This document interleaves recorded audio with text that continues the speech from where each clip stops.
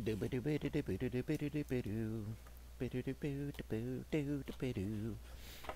don't know if I'm live yet, so I'm just gonna sing this song. Do do do do. Receiving your content, your audio. We'll see it in a moment. Get ready. Alright, so I'm not live yet, but I will be soon. Do do do do.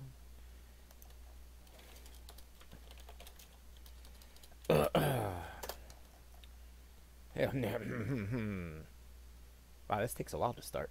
I don't know if you guys can hear me yet, but Sean, Blake, Chris, Marino. I'm actually. Why is this not playing yet?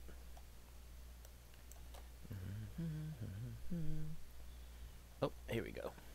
Alright, now it says you are live. You guys missed me singing the I'm waiting till I go live song, but I'm live now. What's up? It says you are live. Oh, I hear myself after you guys. What's up, Marino, Chris, Blake, Sean? How you guys doing? Let's see how many people are here right now. I was gonna watch I actually wanted to put on Chris's video for Devin coming back, but yeah. Mainly, let's see. Internet is filled with so much drama, right? So the Oofcast was on last night, and Thomas got drunk. Got into a fight with one of the guys. Fucking, I don't know, talked with his mic on. His wife told him he fucking stinks. Go take a shower. Whatever. I don't even think that's that fucking drama filled, but I find it funny that his friends go on Andy Worski and just go and talk about him and shit, like before he can wake up and like recover from being drunk and figure out what's going on. Yeah, but whatever. Shows what kind of friends people are, right? That's all drama bullshit, and the internet's filled with all this fucking stupid drama bullshit. So instead, we got good fucking news. That's so much better to hear some positive, good fucking news as opposed to some bullshit drama. Devin got his channel back, his main channel, Atheism Is Unstoppable. We heard this last night. I think he was sleeping when we heard. Gangle told us, actually. Gangle came in and said, hey, guys, check this out. We all got really excited, man. It's really cool. Devin did this thing called hashtag Fear the Roof for anybody who wasn't paying attention. We were basically spamming Twitter, tweeting out, hashtag Fear the Roof, Devin's appeal page on his website, his channels that were taken down, and basically trying to get Team YouTube to pay attention, and look into it, because it's obvious that there were false flags. It's obvious that they weren't looked at by a human, right? It was just some automated bullshit that was like, whatever, keep the flag on it. So I'm guessing, since I'm pretty sure Devin has a bad rap with the people at Team YouTube. No, if you hear this hawking thing, my dog's really old, and he's been having some lung issues yesterday and today. Today's not as bad as yesterday. Yesterday was constant, but today he's still got it. But he's not as bad as yesterday. Where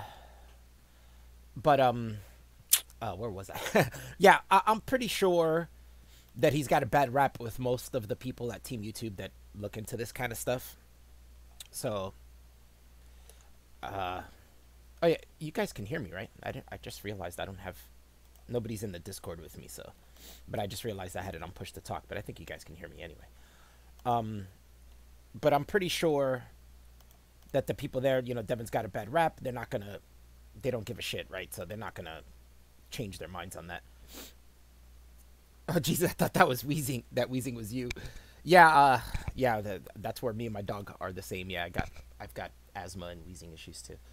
But yeah, he's been getting bad. He's really old. I mean, he's like 15, 16 years old. Like, he's probably on his way out. He still has good energy, though. He runs around and stuff, so it's mostly just that now that he's gotten. I mean, he started the wheezing like about a year ago, but it used to be just like, maybe once a day or something. But now he's doing it multiple times a day. I might have to take him to the vet soon, probably. But yeah, I was talking about the bad rap, and I'm pretty sure that tag was going out. Probably multiple people at Team YouTube saw it. I'm sure multiple people just glanced over and said, oh, this guy, never mind. But The good thing, I think the good thing where it helps is where everybody was constantly spamming it, and I think the right person saw it at one time, looked at Devin's appeal on his page, said, "Oh yeah, these are bullshit," and gave him back his channel. And whoever that was, I wish we could know who that was so we could shake his hand and say thank you. Well, virtually shake his hand, I guess, right? Thank him or her, whoever that was. But it's really cool. He's got his channel back. It worked. Everybody who spammed that hashtag, thank you. You guys fucking rock. But yeah, his channel's back. It's hard to find.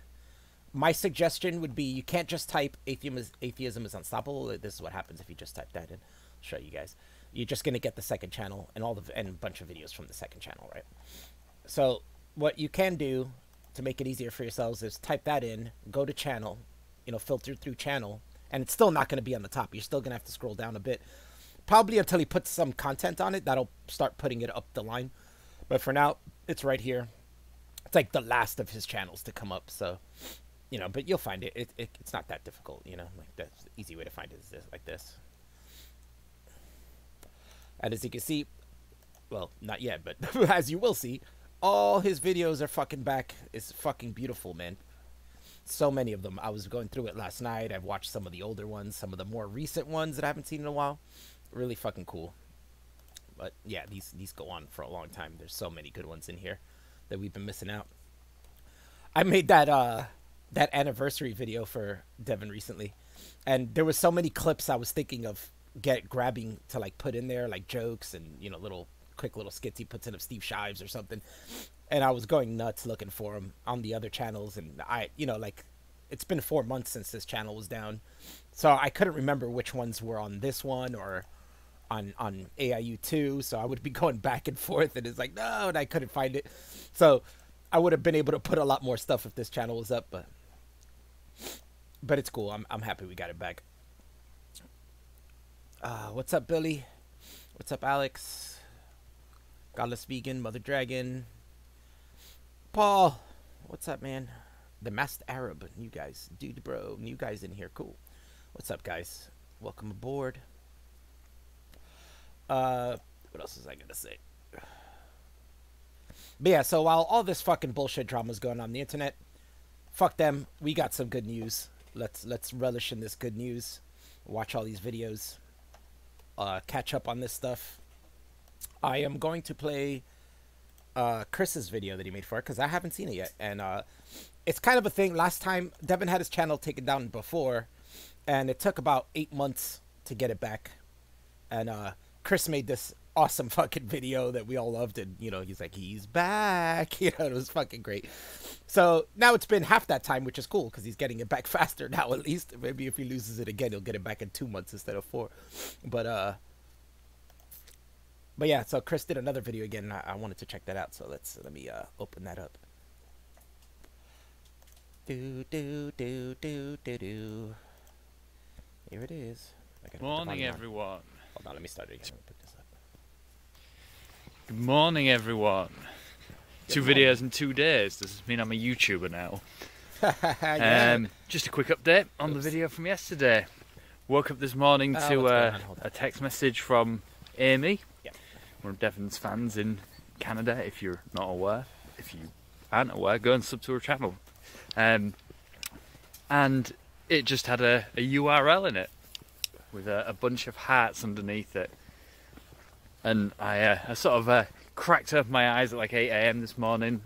I looked at the URL, and it was not one with a vanity URL or anything for YouTube. It was just a YouTube link to a channel. But I thought, I recognise that string of characters in this URL. Very, very nerdy of me, I know. But I sort of forced my eyes open a little bit, clicked on the URL, and guess what pops up? Seems like it worked. And once again, same place as last time. Look at the Roo kept popping up. He's back. Fucking awesome. So, congratulations, Devin. You've got your main channel back. Only lost a few thousand subs this time, so they'll be easy to make back up. let's get it up to a nice round 100,000. Maybe they'll leave you alone once you hit that mark. I'm really happy about it. Can't imagine how you feel. Obviously, thank you to anybody who contacted Team YouTube on Twitter. Thank you to YouTube, I guess, for actually having, I don't know, some human beings who are watching what's going on. I'm quite blown away, to be honest, and I'm very, very pleased. So I'm very happy for you, Devon, and always remember, atheism is unstoppable. Hell yeah. Yeah, that was cool. Good job, Chris. I'm glad you learned how to animate. That's always fun. I like doing that too. When I learned it, I had a lot of fun with that too. Oh, is there a little more? Oh, there's a little more. Sorry. Yeah. Yeah. So this is Jay receiving the message that AIU made channels back, and shut the fuck up. What the fuck? What the fuck? He got so excited about it. How? You know how? Why are you asking how? But yeah. Also, if any of you guys are around and you want to come on, just hop in the Discord, and I can drag you into live streaming. Just let me know if you come in AIU Discord. Just tag me or something and let me know you're in there and you want to come on. I'll drag you in, and we'll talk about this. Let me see. Shit. I still have push to talk on Discord. Let me take that off.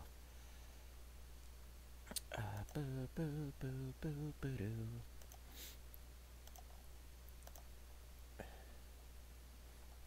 But yeah, this is a great day.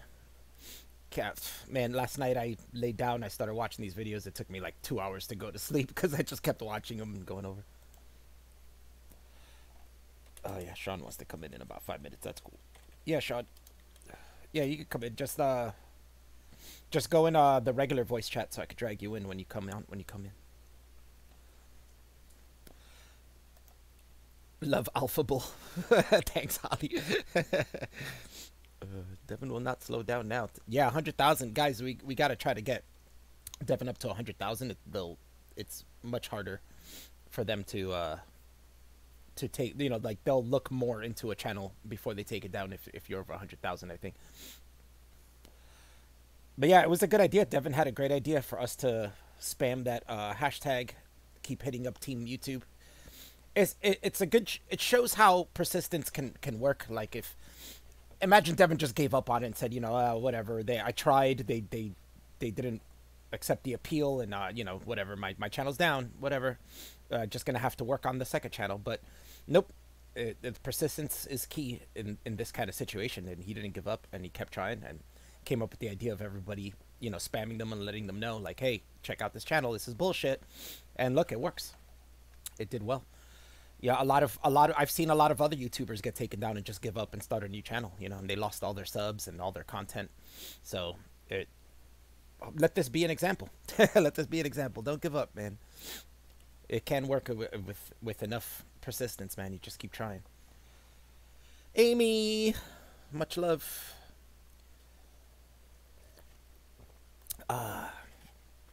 Devin, you should come on. Tell us how you're feeling. Yeah, also, if you're a T-Mod, you could just jump into live streaming. I think any T-Mod is allowed in. I don't have to drag you in. All the T-Mods are welcome. Everybody else, like I said, tag me on Discord, and I'll let you in. I went to, let me just give you some little whimsical anecdote and shit. Weird kind of day. I woke up from a nap at like 1 o'clock. Cool, thanks, Devin. Had to go meet up with I do dog walking as a second job, like to supplement my income, and but all the dog walks canceled today for some weird reason. I have no idea why they all decided to cancel on the same day. So I didn't have any dog walks. So after work, after my regular job, I decided to take a nap. I woke up around 1, and the girl I work for, she still owed me like some of my pay, so she was like, "Hey, you want to come meet me and pick up the rest of your pay?" And I was like, "Yeah, sure." So I get up. I fucking get out. I go.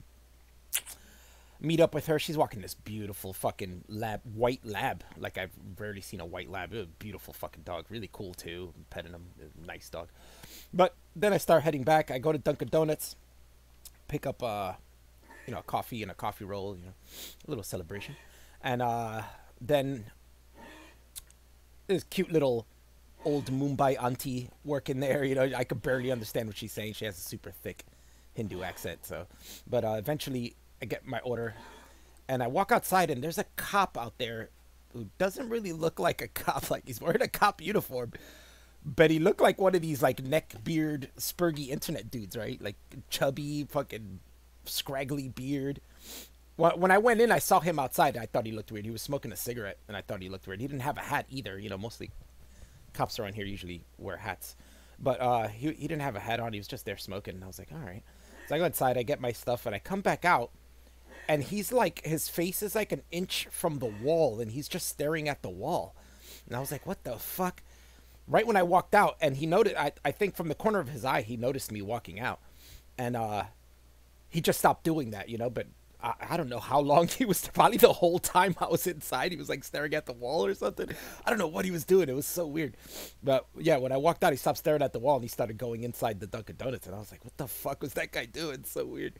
I don't know if he's really a cop. I think he was just wearing a cop uniform, maybe because it's close to Halloween. I don't know. But it was really strange, man. I was like, what the fuck, dude? What a weird fucking dude.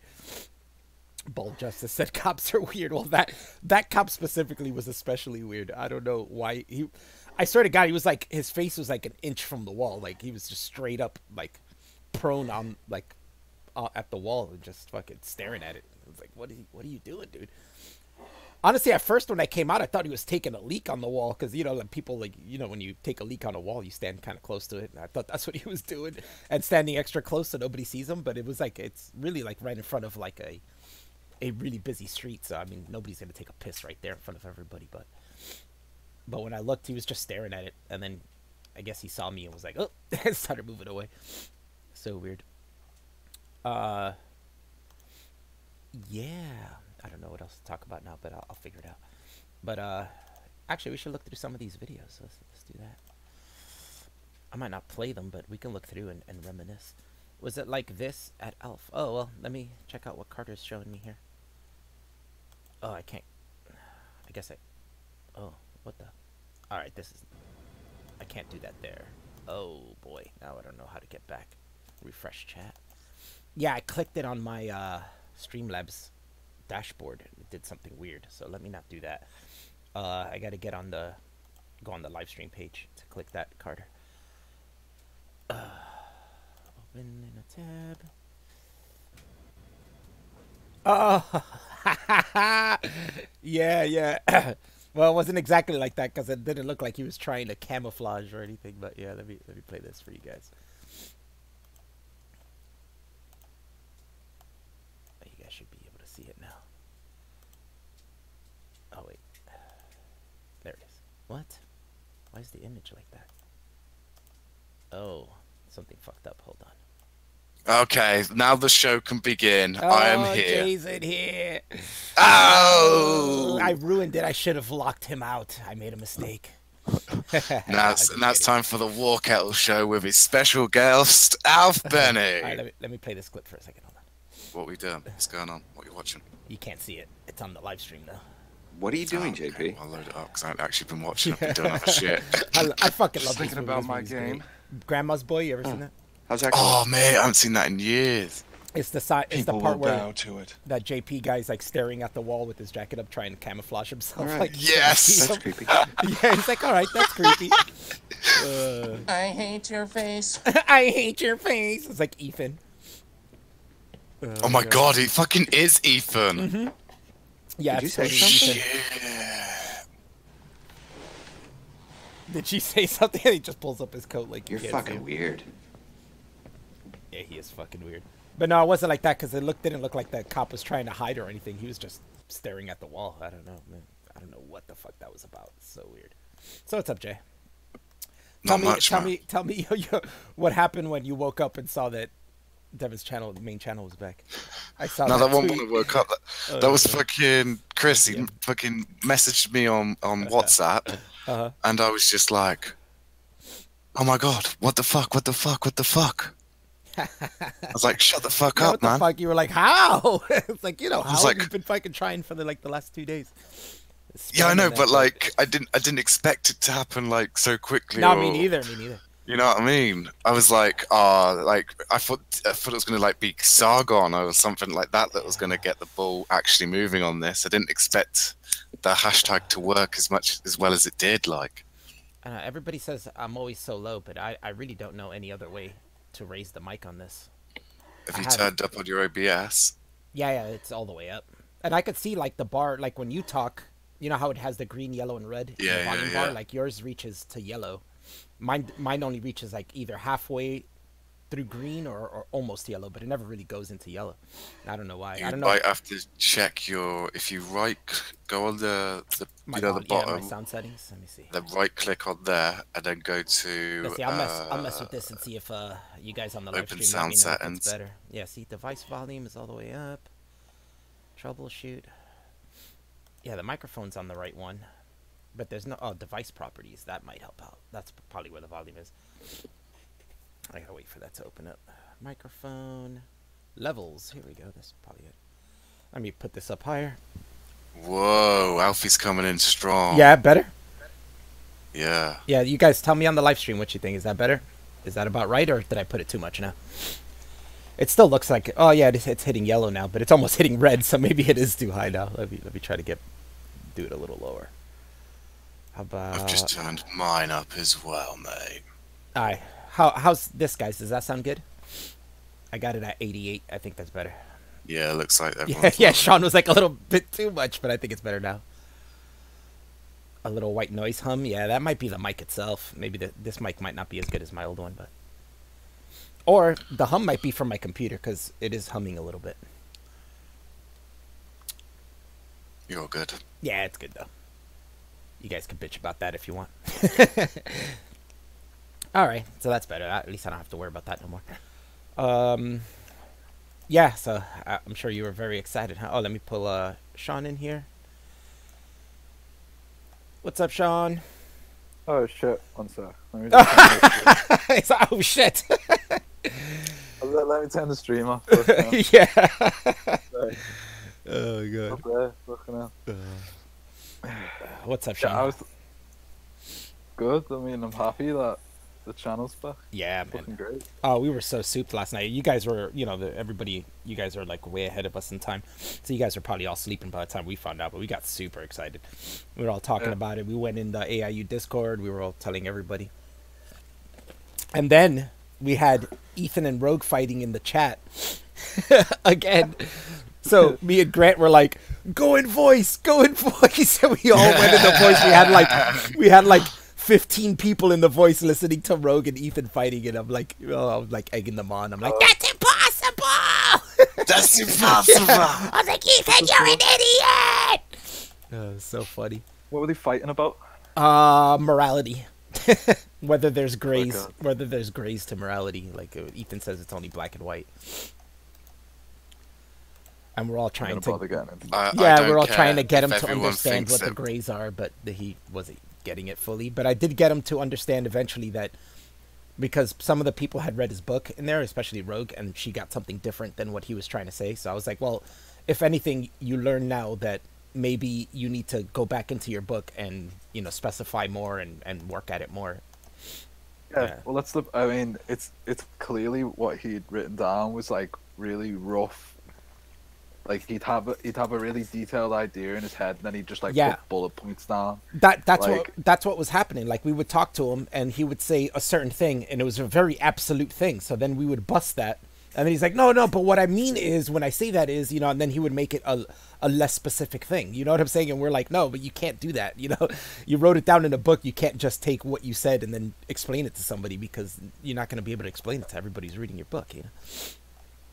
Like Rogue said, like he's not there to like he won't be there to hold their hand through reading the book. Like Yeah, it's not. exactly. That's And I not how it think works. He was the way he was writing. He was trying to be really definitive. Like this is how it is, and this is my philosophy. But then when you actually dig deeper and ask him questions about it, he gets really vague. Yeah, it's true. Yeah. That's what I'm saying. Yeah, that's exactly that kept happening over and over again. Everything that he would bring up, he would bring it up into as an absolute, and then we would bust that, and I'd be like, "Well, how about this situation?" He's like, "Oh," and then there was one thing I brought up to him, but I don't remember what I asked him, but it totally blew his mind. He was like, "What?" I was like, "Yeah, see, I totally blew your mind, didn't I?" I was like, "See, that's why you have to think about these things more, and you have to think about how the person reading the book is going to interpret what you're saying. Like you can't write it as if they know what's going on in your head. You know what I'm saying? Like, because they're not in your head. You have to explain it to somebody who doesn't know what you know. Is Ethan like 27? Yeah, somewhere around there. I was thinking 27 too, so I'm thinking that's about right. He's like a couple of years older than me. It's like most people who write books, you know, like especially like really world-renowned like authors and shit. Like they didn't write like their big book till they were way older. Yeah. To live life when it comes to like, you know, actually writing books, like it's not like writing a fucking pop song or something. You know what I mean? It's also a thing of like, you know, people who write books, they have their rough draft, and then they have their second draft and their third draft and their fourth draft. You know, it doesn't go out till you reach like till you perfect it. And I feel like he just put out a book on the first rough draft and didn't even go over it and perfect it. Yeah. The only book I can think that, like, I think it was, The Naked Lunch by. Naked Lunch is good. I remember that. Do you ever watch the movie? It once when I was really stoned at a friend's house. It's not really like based on the book, but it's like based around the book. It's kind of hard to explain. But it's like apparently, I think it was that book. I think, and like a lot of like the beats kind of like helped them put that together from like all these like they stitched together all these like short stories and all this stuff, and they helped them put it together. Like that's the only book I can think of which was anything like that. You know, like from a rough draft and then kind of stitch these rough ideas and stuff together. Yeah.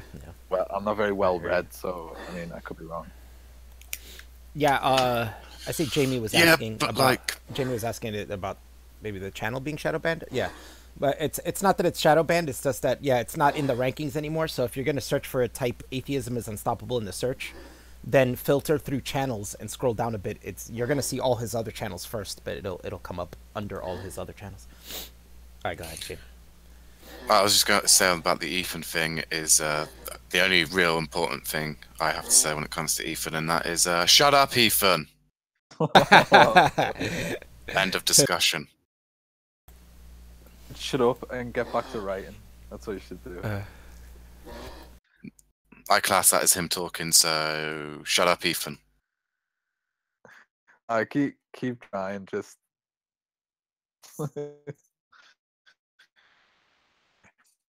So what else has been going on? Besides Devin getting his channel back, who cares? No, I just I don't think there's much going on. There was a bunch of drama going on with the oof cast and stuff, and I was like, everybody was all into it. But I don't think everybody's into it to like be into drama. I think they're all just laughing at them. But I just wasn't interested at all. I was like, I'm gonna stream. Like, I'm not interested in that. I know Esau and Cog went on Andy Worski, and they were talking about Thomas because I guess he got drunk last night. He got into a fight. I know we were watching some of it last night, and he got into a fight with that AG Luck guy. Yeah, I don't really care. Yeah. Then they ended the stream, and then he started it again. I don't know if he did accidentally, but his wife came in, and you can hear them arguing in the back, and his wife was basically telling him to take a bath, that he's stinking up the house or something. Something like that. So that was, put out live. Everybody heard it, so I'm like, and now Esau and Cog are on like Worski talking shit about it, and I'm like, yeah, some friends you got there, Thomas. Like, they didn't even talk to you first about it, they just go and fucking go on Worski live with all these people watching to talk shit on you. Like, it's bullshit. Now I'm like, they're not like super talking shit, but still, I mean, say Jay, if something like that happened to you, I would come talk to you first before I go on some fucking live stream to talk up, to talk about it, But they're capitalizing on that shit because they know it'll get them onto another stream or whatever it is. It's like, it's so fucking, it's so sly. It's like fucking. Yeah. I'm so sick of this constant internet drama shit, man. It's always something. I was looking through the Twitter feed today, and they're all talking, oh, the quartering's getting accused of this. You know, the 2 days ago, Andy Worski was getting accused of that, and this person's doing this, and this person's. I don't give a shit. You know what I'm saying? These people are content creators on fucking YouTube. They got lives. They're normal people. They fuck up. Who gives a shit? Watch their content if you like it. Don't if you don't, and that's it. You know, I don't give a shit what they're doing in their own normal lives outside of these things. I don't give a fuck. I just don't.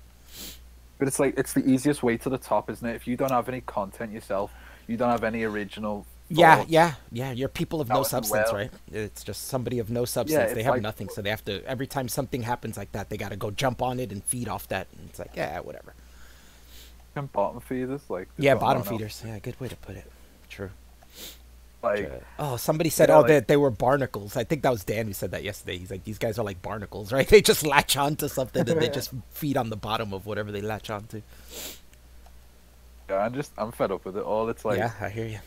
Because when I first started like watching stuff on YouTube, it was just so much more interesting than it is now. Like, yeah, got to the point where it's a waste of time, really. A lot of the shit that's going on.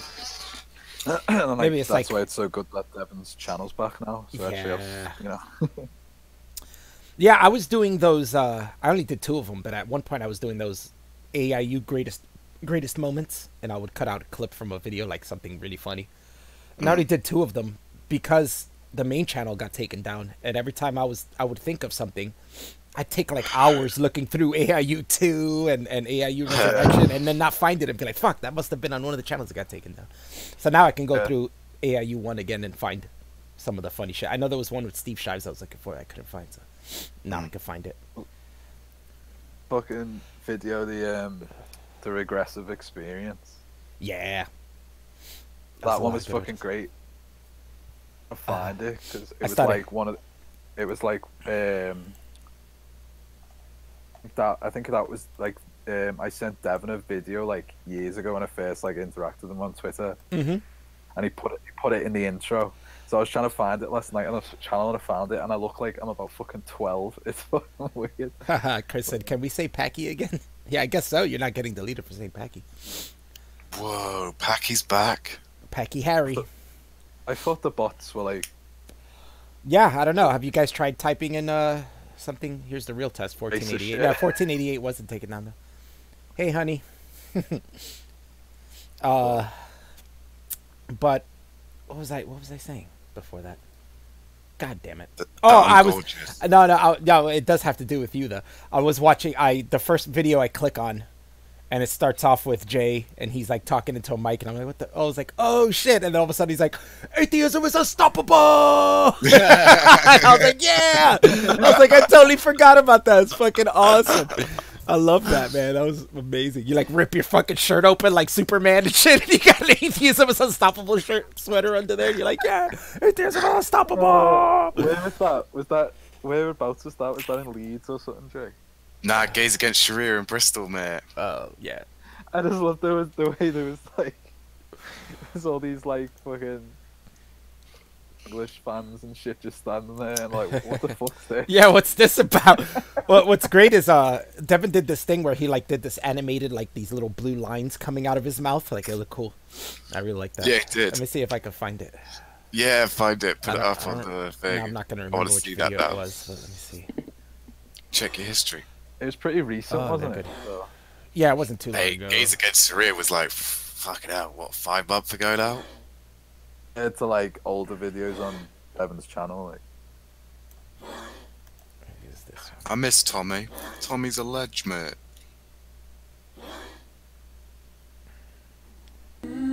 Tommy.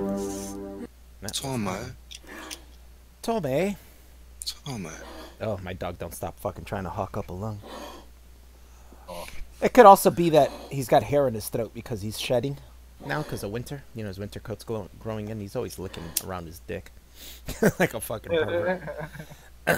So it could be that. I mean, just take him to the vet. Like, yeah, I probably will soon. Maybe this weekend. What I have to do with the cough medicine. Oh, dog's like he's probably about the same age as yours now, but he's like, it's funny, like on his chest he's going bald. Mm-hmm.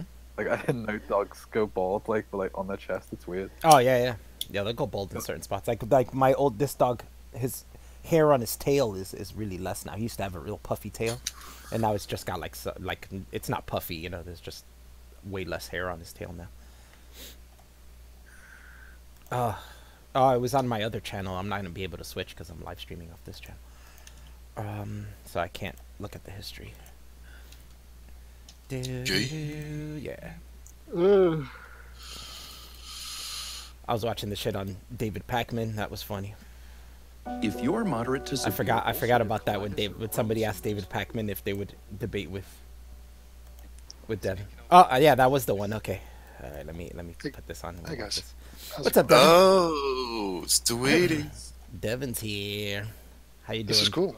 Very easy just to pop into a Yeah, Discord. Yeah, I like That's it. how they do it in all those other streams. Mm-hmm. Yeah. Yeah, Chris set up this channel because I was doing it on another Discord, and he was like, dude, we could do it on AIU Discord, and you can invite people to come on. And I was like, oh, yeah, that's a good idea. Just drag them in. I love it. I'm just preparing for a conversation I'm having in 45 minutes with two Jews. Oh, nice. With the Jew. Yeah. I need to brush up on my Israel Jewish stuff. I'm going to make it into a video. I'll edit it. It's sort of layman questions. Mm-hmm. You know, I feel like I'm aware of my ignorance in certain respect. I think we all are. We have to be when it comes to Israel because we've never been there. You know, I'm going to go there next year, but you know, we haven't lived there, so we're always hearing from third parties. Yeah, and it's not the most reliable. True that. I'd like to know what they think of if the two-state solution is possible. Well, and the funny thing is I hear more from regressives talking about Israel. So, oh yeah, same. There's a reason why I don't invite on one, you know, a Palestinian or something like that. Yeah. Or a regressive from America, because I know what they think. Yeah, we hear that the most. Yeah, that's the most info we get. And it's one of the most interesting videos I've seen about Palestine was Tommy Robinson went there and he's talking to all these Palestinians who just like can't stand the Palestinian authorities. It's like, because people, you know, talk about, you know, the majority of Palestinians are just fucking hate Israel, but there's so many there just that just can't stand the situation themselves. Like, well, if they're honest, I mean, there's probably reasons why they wouldn't say that publicly. But like behind closed doors to each other, they'd be like, "Yeah, fuck our own people, our own leadership betrayed us." Yeah, I imagine. I mean, that's what they do in Africa, you know. So the party line is to, you know, blame the whites, blame the Boers, blame the Afrikaners, blame apartheid, blame the white farmers. But then secretly they're like, "Oh God, our leaders are so effing corrupt. They're robbing us." Yeah. But let's take a minute or two to watch this clip real quick. Oh, you guys can't see it, but you might be able to hear it through my mic. Speaking of Seven Oaks, this is one of the events where, for the first time, I seen them bring children. Oh my God! It's absolutely disgusting. That is literally what Islamic terrorists do in Palestine and places like that, using children as human shield. Gays against Sharia. I'm not saying that all those who practice Islam are against gay people, non-believers, but we are speaking out against the ones who are against gay people, against atheists, non-believers, Jews, anyone who's basically not Muslim. One last bit. Atheism is unstoppable! I fucking love that. Atheism is unstoppable. It's so good, Jay. I fucking love it. He like rips his coat open like Superman or something. Atheism is unstoppable. That's great. I put that at the end of Dave, or that's at the beginning of David Pakman. Yeah, David Pakman. Yeah, I just randomly watched what last night was the first video I clicked on, and I was like, "Oh shit, there it is." That's funny. I did all those motion graphics with it. How funny is that? Yeah, I love that. I was just saying that right before you came in that he did all those little animation stuff, and it's really cool. I wonder what percentage of Jay's audience right there were atheists. 50. Yeah, I don't know. At that point, he did have a lot of conservatives watching you, like the conservatives of your country, I guess. No, I'm on about actually there in front of me. Oh, at the moment. Okay. Yeah. 50 is generous. Right in front of all of them, you just like, atheism is unstoppable. That's fucking great. Oh my God. So, this conversation.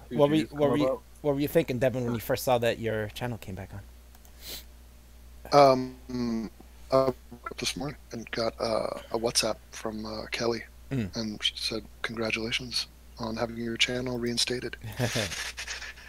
And I didn't trust it. I don't trust her at all. No, I'm just kidding. I do trust her, but I needed confirmation. I needed a second source, much like a good journalist. And so I saw Marino said congrats, and I was like, it's probably delusional. And so, yeah, I sort of just smiled, and I was a little bit worried because I thought Don Sargon, I thought he might have been the one responsible for it, which would have meant that I had to play Dungeons and Dragons with him. That's exactly what I was thinking, Devin. That's what my thought was when I read it from Chris. I was like, no, it can't be Sargon. That would be the worst. Oh, but V sent me a screen cap of the conversation he had with Sargon. And it was, he says to Sargon, hold on, it's loading. He says people who have 100K subs can talk to a YouTube person and wants to know if you can send them his video. And Sargon replies, how do I do that? So that was the my grand savior was like not capable of understanding in context. Like, how do I do that? God, he's had this many subs for so long and he still doesn't know how to contact YouTube. I guess he has no problems with YouTube. Yeah. There's no concern whatsoever. Yeah, I think at 100,000 you could talk to them, but I think there's a certain cap that you passed where you just don't even have to worry about that anymore either. You guys were talking about persistence. Yeah. Am I hearing myself? Why am I hearing myself? Maybe it's through my mic. I don't know. Oh, probably.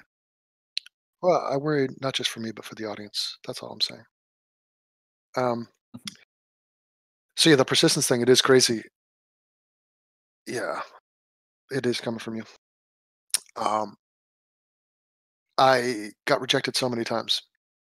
I mean, dozens, easily 20 times I've been rejected, where they just say, no, we're not overturning. I went to Trusted Flagger. He's like, no, we can't help you, dude. We can't help you because another one of your channels was deleted. And then I go to this other guy, a Trusted Flagger dude on Twitter, and he sends it to YouTube, and he's like, no, they're not changing it. I mean, and I would continually send. My last ditch effort was to make a video. Because if you notice, this happened 4 months ago. I haven't talked about it once. I mean, I might have mentioned it at the beginning, but I wasn't like, oh my God, poor me. Because I just said, fuck it. I still have my patrons. I'm still going to make videos for them. And if anybody else is going to find me, I guess I just have to rebuild. What else? What other choice do I have? So I basically lay low. But my big hope was I'm going to build an appeal page. Because the appeal page explained it all. Concisely, I tried to make it look good. I think I achieved that. And I didn't want to have to give the speech every time because it's tiresome and it's weird. If you get banned, there's this gravity, this tendency for people to want to believe you're guilty. So it feels very much like you are in prison and they're like, what are you in for? I'm like, oh no, I'm innocent. I didn't do it. Like, yeah, right, dude, you totally did do it. Yeah, exactly. So when you see, like, I literally got a strike for this ass on Jesus Christ. And they make it sound like I was showing gape porn. Like, these are folds of human flesh. Yeah. Totally similar to, say, cleavage or the crook of your knee or arm. Yeah. Not sexual in any way. Especially the Jesus one. I mean, yes, Jesus's butt. I mean, and the one with the girl with the AIU written on the side is really like a side butt. It's not even like the whole butt. Yeah, so exactly. And it's so hypocritical. But it was hysterical. I was really thinking this isn't going to happen when they age restricted my video about the appeal. So, and I covered up the girl ass in that one with Steve Shabs' face. So I got an age restriction for sexuality because of a 1/2 inch thumbnail of Jesus's ass. I mean, it was like 10 pixels high. They essentially gave me an age restriction for a line, just a 10 pixels of dark color. Like that is how puritanistic. And I was like, okay, I'm fucked. There's no way if they're age restricting my appeal video where I don't even show anything.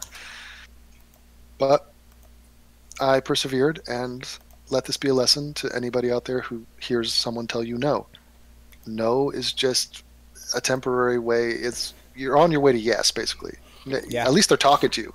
Yep. Yeah, so no means yes. That's how I was saying persistence works, man. You keep at it, and You know, Yeah. at least he could say you kept trying. You know, like even if it doesn't go through, at least he could say, hey, I kept trying and I didn't give up. Dude, it got to the point where I was like, hey, YouTube, does this smell like chloroform to you? Hang on. I was gonna say, we've had so a what woman you- somewhat already do something like that. Didn't she shoot up YouTube? No, I say digital rape is okay when you know that you're in the right. Rape is okay if you know you're right. Yeah. So might is right. Yeah. Well, if you have a sense that the girl would like being with you sexually, then you're probably right, and just go with that and be persistent because, I mean, you got to get to the finish line. Yeah. It actually is funny that Trump was saying shit like that the other day. He was getting called out on 60 Minutes, and they were asking him, why were you mocking this sexual assault survivor who was clearly frayed by the whole thing? He's like, well, I don't think I was making fun of her. There are thousands of people laughing at her. And he goes, yeah, but it doesn't matter because we won. What? Oh my God. Kavanaugh got in. So he justified it in his mind. He did this leapfrog from a question about his treatment to this victim who was, not wanting to be in the public light, and having the president of the United States call you out at a friggin' rally. Oh my Like, God. can you imagine? What? It's just crazy how much every day goes by, the more and more embarrassment he does to just office of the It's President insane. of the United States. Yeah, and the more and more Sargon and people like him just suck the guy's dick. It's so humiliating. It's just awful. But imagine Obama in a similar situation if he was giving a public speech during a situation where a woman was testifying, a heartfelt testimony in tears, talking about a sexual assault. I mean, let's say it was a liberal judge that a liberal judge was accused of this. Do you think Obama would get up there and mock her and diminish her and undermine her and be like, that's not credible at all? No, he would have promoted due process. He would have said something. What's going on? Well, he would have said something. No, first of all, any normal person knows that what she was saying was true. I mean, it's 1,000% true. That doesn't mean that he shouldn't be a Supreme Court justice. It casts doubt upon that. Forget your political standpoint. If I tell you, hey, 35 years ago, I got drunk and made an unwanted sexual advance on someone. I didn't hit her. I didn't, it wasn't, I mean, there's degrees of assault. He's not being accused of rape or anything like that. It wasn't that serious. I'm sure to her it was traumatic and whatnot, but way past the statute of limitations. So it might not be a cool thing, the thing you're most proud of, but it doesn't mean you're not eligible for a job 4 decades later. Does it? Well, it kind of blows the whole people change out of the water. Well, the thing is, the guy improve. He comes across as an asshole. But what's way worse than what he did 35 years ago drunk is that he was lying today in front of the Senate, in front of the nation. Yeah, that's more of a red flag than anything else. Well, the lies were always the problem. Lies were the problem with Bill Clinton. Nobody really gives a damn if he got a blowjob from a girl. Yeah, I didn't give a fuck when that was going on. I was like, Right. yeah, whatever. Oh, God. That was such a huge fuss. Nobody gave a fuck that Nixon broke into an office building into Watergate. Mm-hmm. That is such a minor. They act like it's the Boston Tea Party or no, like some massacre. Like Nixon ordered the execution. No, he just picked a lock to get some intel. It was that he lied about it. That's why he got impeached. I don't give a. Sorry, go on. No, you gotta get it. I was gonna say I don't give a shit where my plumber puts his dick. If he can get my water working, I'm fucking happy. You know what I mean? And it's also consenting adults. And I mean, if you're gonna, they were trying to moral fag on him because they're like family values and all that. And what the funny thing is, I remember at the time when George Bush came in, it was in the aftermath of this. And he came across as the squeaky clean American cowboy. He's from Texas and he's got a wife and he's a good, solid, moral American. And then the more we learned about him, it was like, not quite true. But in comparison, George W. Bush is an amazing president compared to Trump. Yeah. I miss the guy. And we used to laugh. Well, he would say embarrassing things and he would make us laugh at him a lot, but nowhere near the level and nowhere near it's not even funny anymore with Trump. It's it's just crazy. Did you guys watch the 60 Minutes interview? Nah. Oh God, you should check it out. It's wild. At one point in the interview, he goes, "Well," he's talking to this female interviewer, and he goes, "Well, put it this way: I'm the president, and you're not. Okay?" I'm not kidding. Oh my I'm God! What an idiot! We won. Fuck's sake, it's like a 2-year-old. It's like, well, I'm the captain of the team, so fuck you. Like, Oh shit! it's ridiculous. And he's like, "The midterms. I think the midterms are going to be shifting because of this Kavanaugh thing and the way this witch hunt, and they went after this poor man. Yeah, trust me. What? Look at the polls. Look at the poll. I mean, this guy. I hope to God he gets just drilled. And I'm actually thinking about going on some streams with some regressives and just being like, listen, as a representative of the non-far left, the not progressive wing of the left, we have to agree to support whoever comes out of our primaries. Yeah. I will make a pledge. I will vote for any progressive over a guy like Trump or over, you know, the right wing alternative. I'm with you on that. That's damn right. But this, by the way, went without saying. So the people that were Hillary supporters, they were adults and they were smart. And if Hillary didn't make it and if Bernie had won, we all would have voted for Bernie. Now, that's not the same in reverse. You would have, look at the TYT crew. Anna Kasparian voted for Hillary Clinton. Cenk Uygur voted for Hillary Clinton. Jimmy Dore didn't vote or voted for Trump. One of the two. Other people he wanted Bernie, so I think he probably just didn't vote, like he said. Yeah, but there's a bunch of other people that they sabotaged it. They did not vote for Hillary. It was like a protest vote, they were saying. It's like, that's retarded. A vote not for Hillary Clinton was a vote for Trump. Yeah, everybody knew that's exactly what it was. Mm-hmm. But what we're dealing with is still the idiotic people on the right and in the center who have this weird thing about Hillary Clinton. Like, she's a historical figure at this point. She's a tangential grandmother. There's no point in talking about her. Sick of hearing about her. Every time you go on Twitter and she does this tiniest little thing, everyone who's anti-Hillary is just on it like it's like she's running for president or something. And it's just like, leave her alone. No one cares about her. They treat her like Anita Sarkeesian in a pantsuit. Yeah. Sargon did a 45-minute video about Hillary fucking Clinton. Oh, Jesus. In late 2018.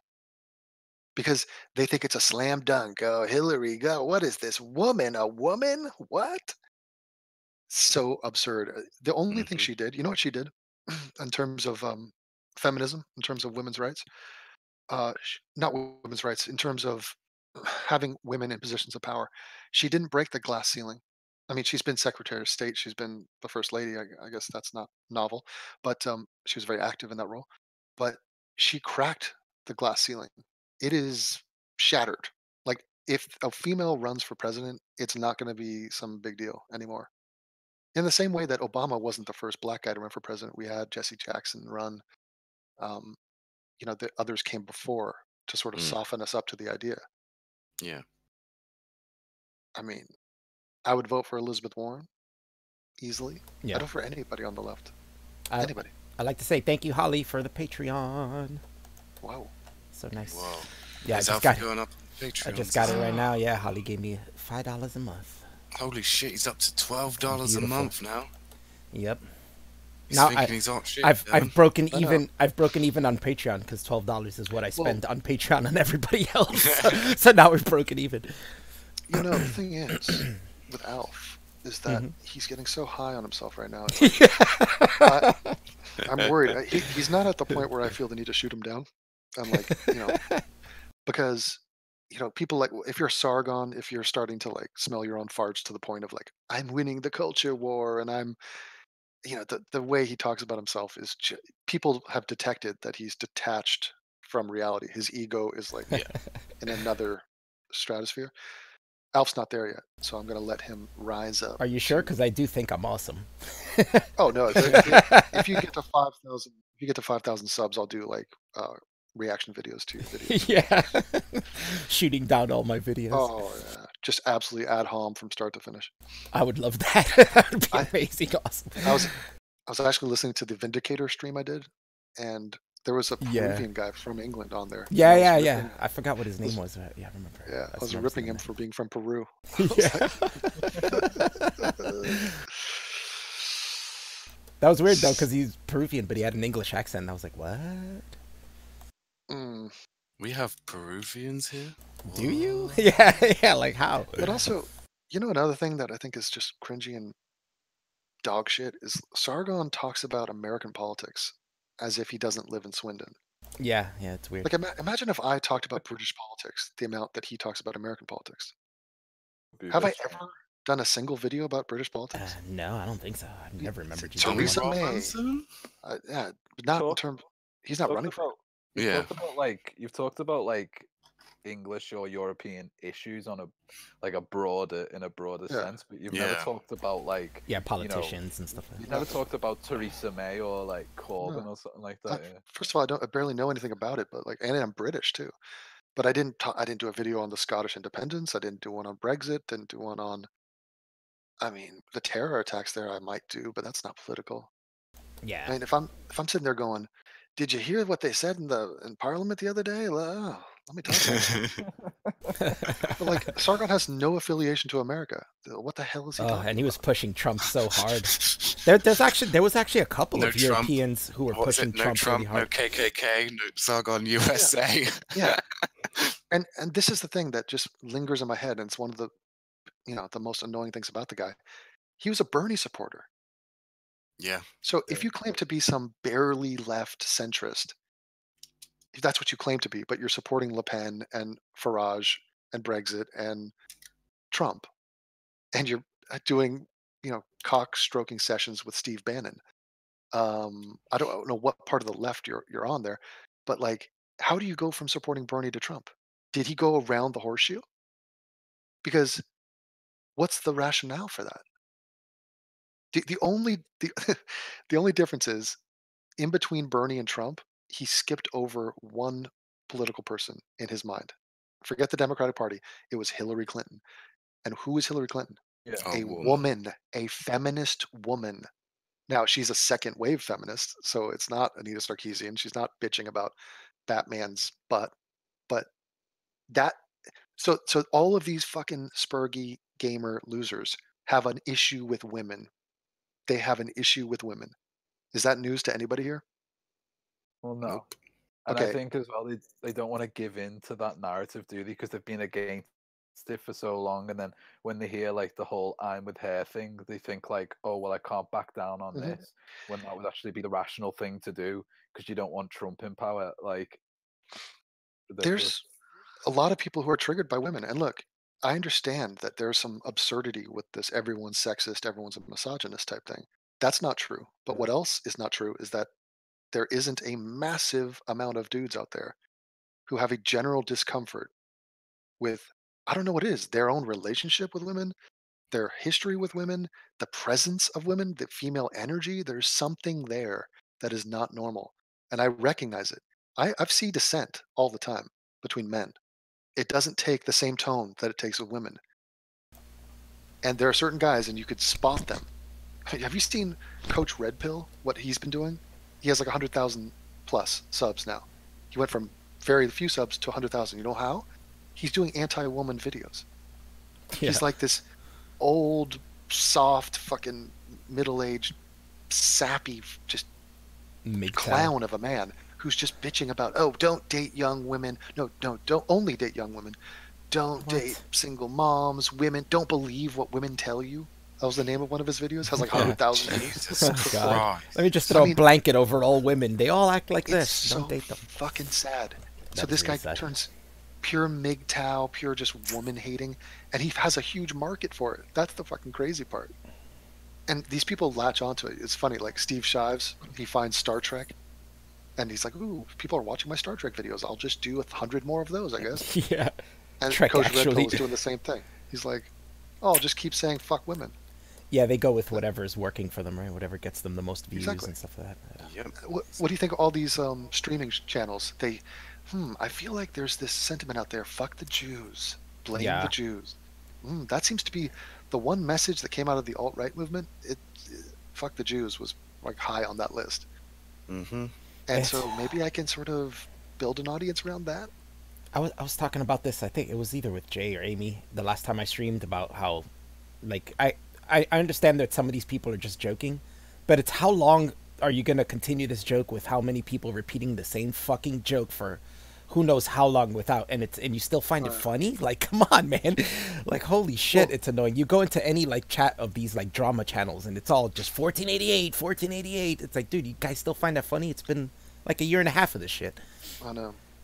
And it's not funny, it's not clever. Like, I did a rape joke earlier in the stream, and it was crass and obviously a joke, though. And I feel like it was good-natured. I mean, if you actually want to be serious, and I could talk for an hour about how rape is the most evil, terrible thing ever. Yeah. And it's not a laughing matter. If like, it's serious issue for the people that are affected by it. And this Jewish shit, like, hey, gas the Jews and stuff. It's like, I'm going to talk to these Jews about this in 20 minutes. But the number one lesson we've learned in the 20th century was don't hate the Jews. The Jews have been through enough. Hatred of another group of people is wrong. Like, has it been that much time? Like, this new generation are like, what? World War II? I don't know what happened. Something. I'm not sure. Like, did they not see the movies? Did they not get the memo? Yeah. I don't understand it. I think a lot of them, you know, it's this whole like, oh, I'm a shitlord, I'm trolling, blah, blah, blah. And it's like, they act like they're these, like, you know, the new satirists or something. It's like, satire is meant to be clever. It's meant to actually, like, you know, be thought-provoking. Like, if all you're doing is trying to piss off people because they're not in on the joke, like, it's not fucking funny. Like, you know what it is? A comedian doesn't get up on stage and tell inside jokes that him and his friends find funny. He does shit that resonates with people, and you're not gonna fucking resonate with people if you just go around saying gas the Jews because you and your fucking, like, dickhead mates who hang around on 4chan know some inside jokes. It's true, and I think what you're saying is wise. It reminds me of, like, female comedians, and a lot of them try to find shock value. I'm thinking of Sarah Silverman, and she is good, but when she's not good, she's relying too much on the shock. So the shock is the words, so it'll be like cunt or my pussy or, you know. Yeah, that's what happened exactly to Amy Schumer when she first came out. She found her niche doing, you know, dirty woman jokes. But she just kept it going for so long. It's boring now, you know, like that. Now her live stand-up, everybody says it's shit because it's the same kind of jokes over and over again. Right, so it's predictable, it's not original, and in the end, they're just looking to latch onto something powerful and shocking so that we take notice of them. And what is more powerful than, like, Hitler, Nazi, killing, genocide, kikes, kill people. Ooh, aren't I, like, so dark? Yeah. Edgy, like, we're so edgy. Yeah, it's like emo shit. It's like your 14-year-old daughter, like, starts wearing black makeup and, like, you know, black nail polish, and she's like, I'm changing my name to freaking what's a good name for an emo chick? Dark Temptress. Yeah, exactly. Dark Temptress 221. Skull Punisher's girlfriend. Yeah, it turns out Skull Punisher's got a girlfriend now. That's it, you have to. Right, and they do that because they want to be noticed. They were like, hey, world, notice me. Have I shocked you? Look at all these tats I have. Oh, look at this body piercing. Look at this. You know, it's attention seeking. And these friggin' losers are just sitting in their little stupid lives, typing with their fucking anonymous avatar, going, anybody please pay attention to me. Anybody.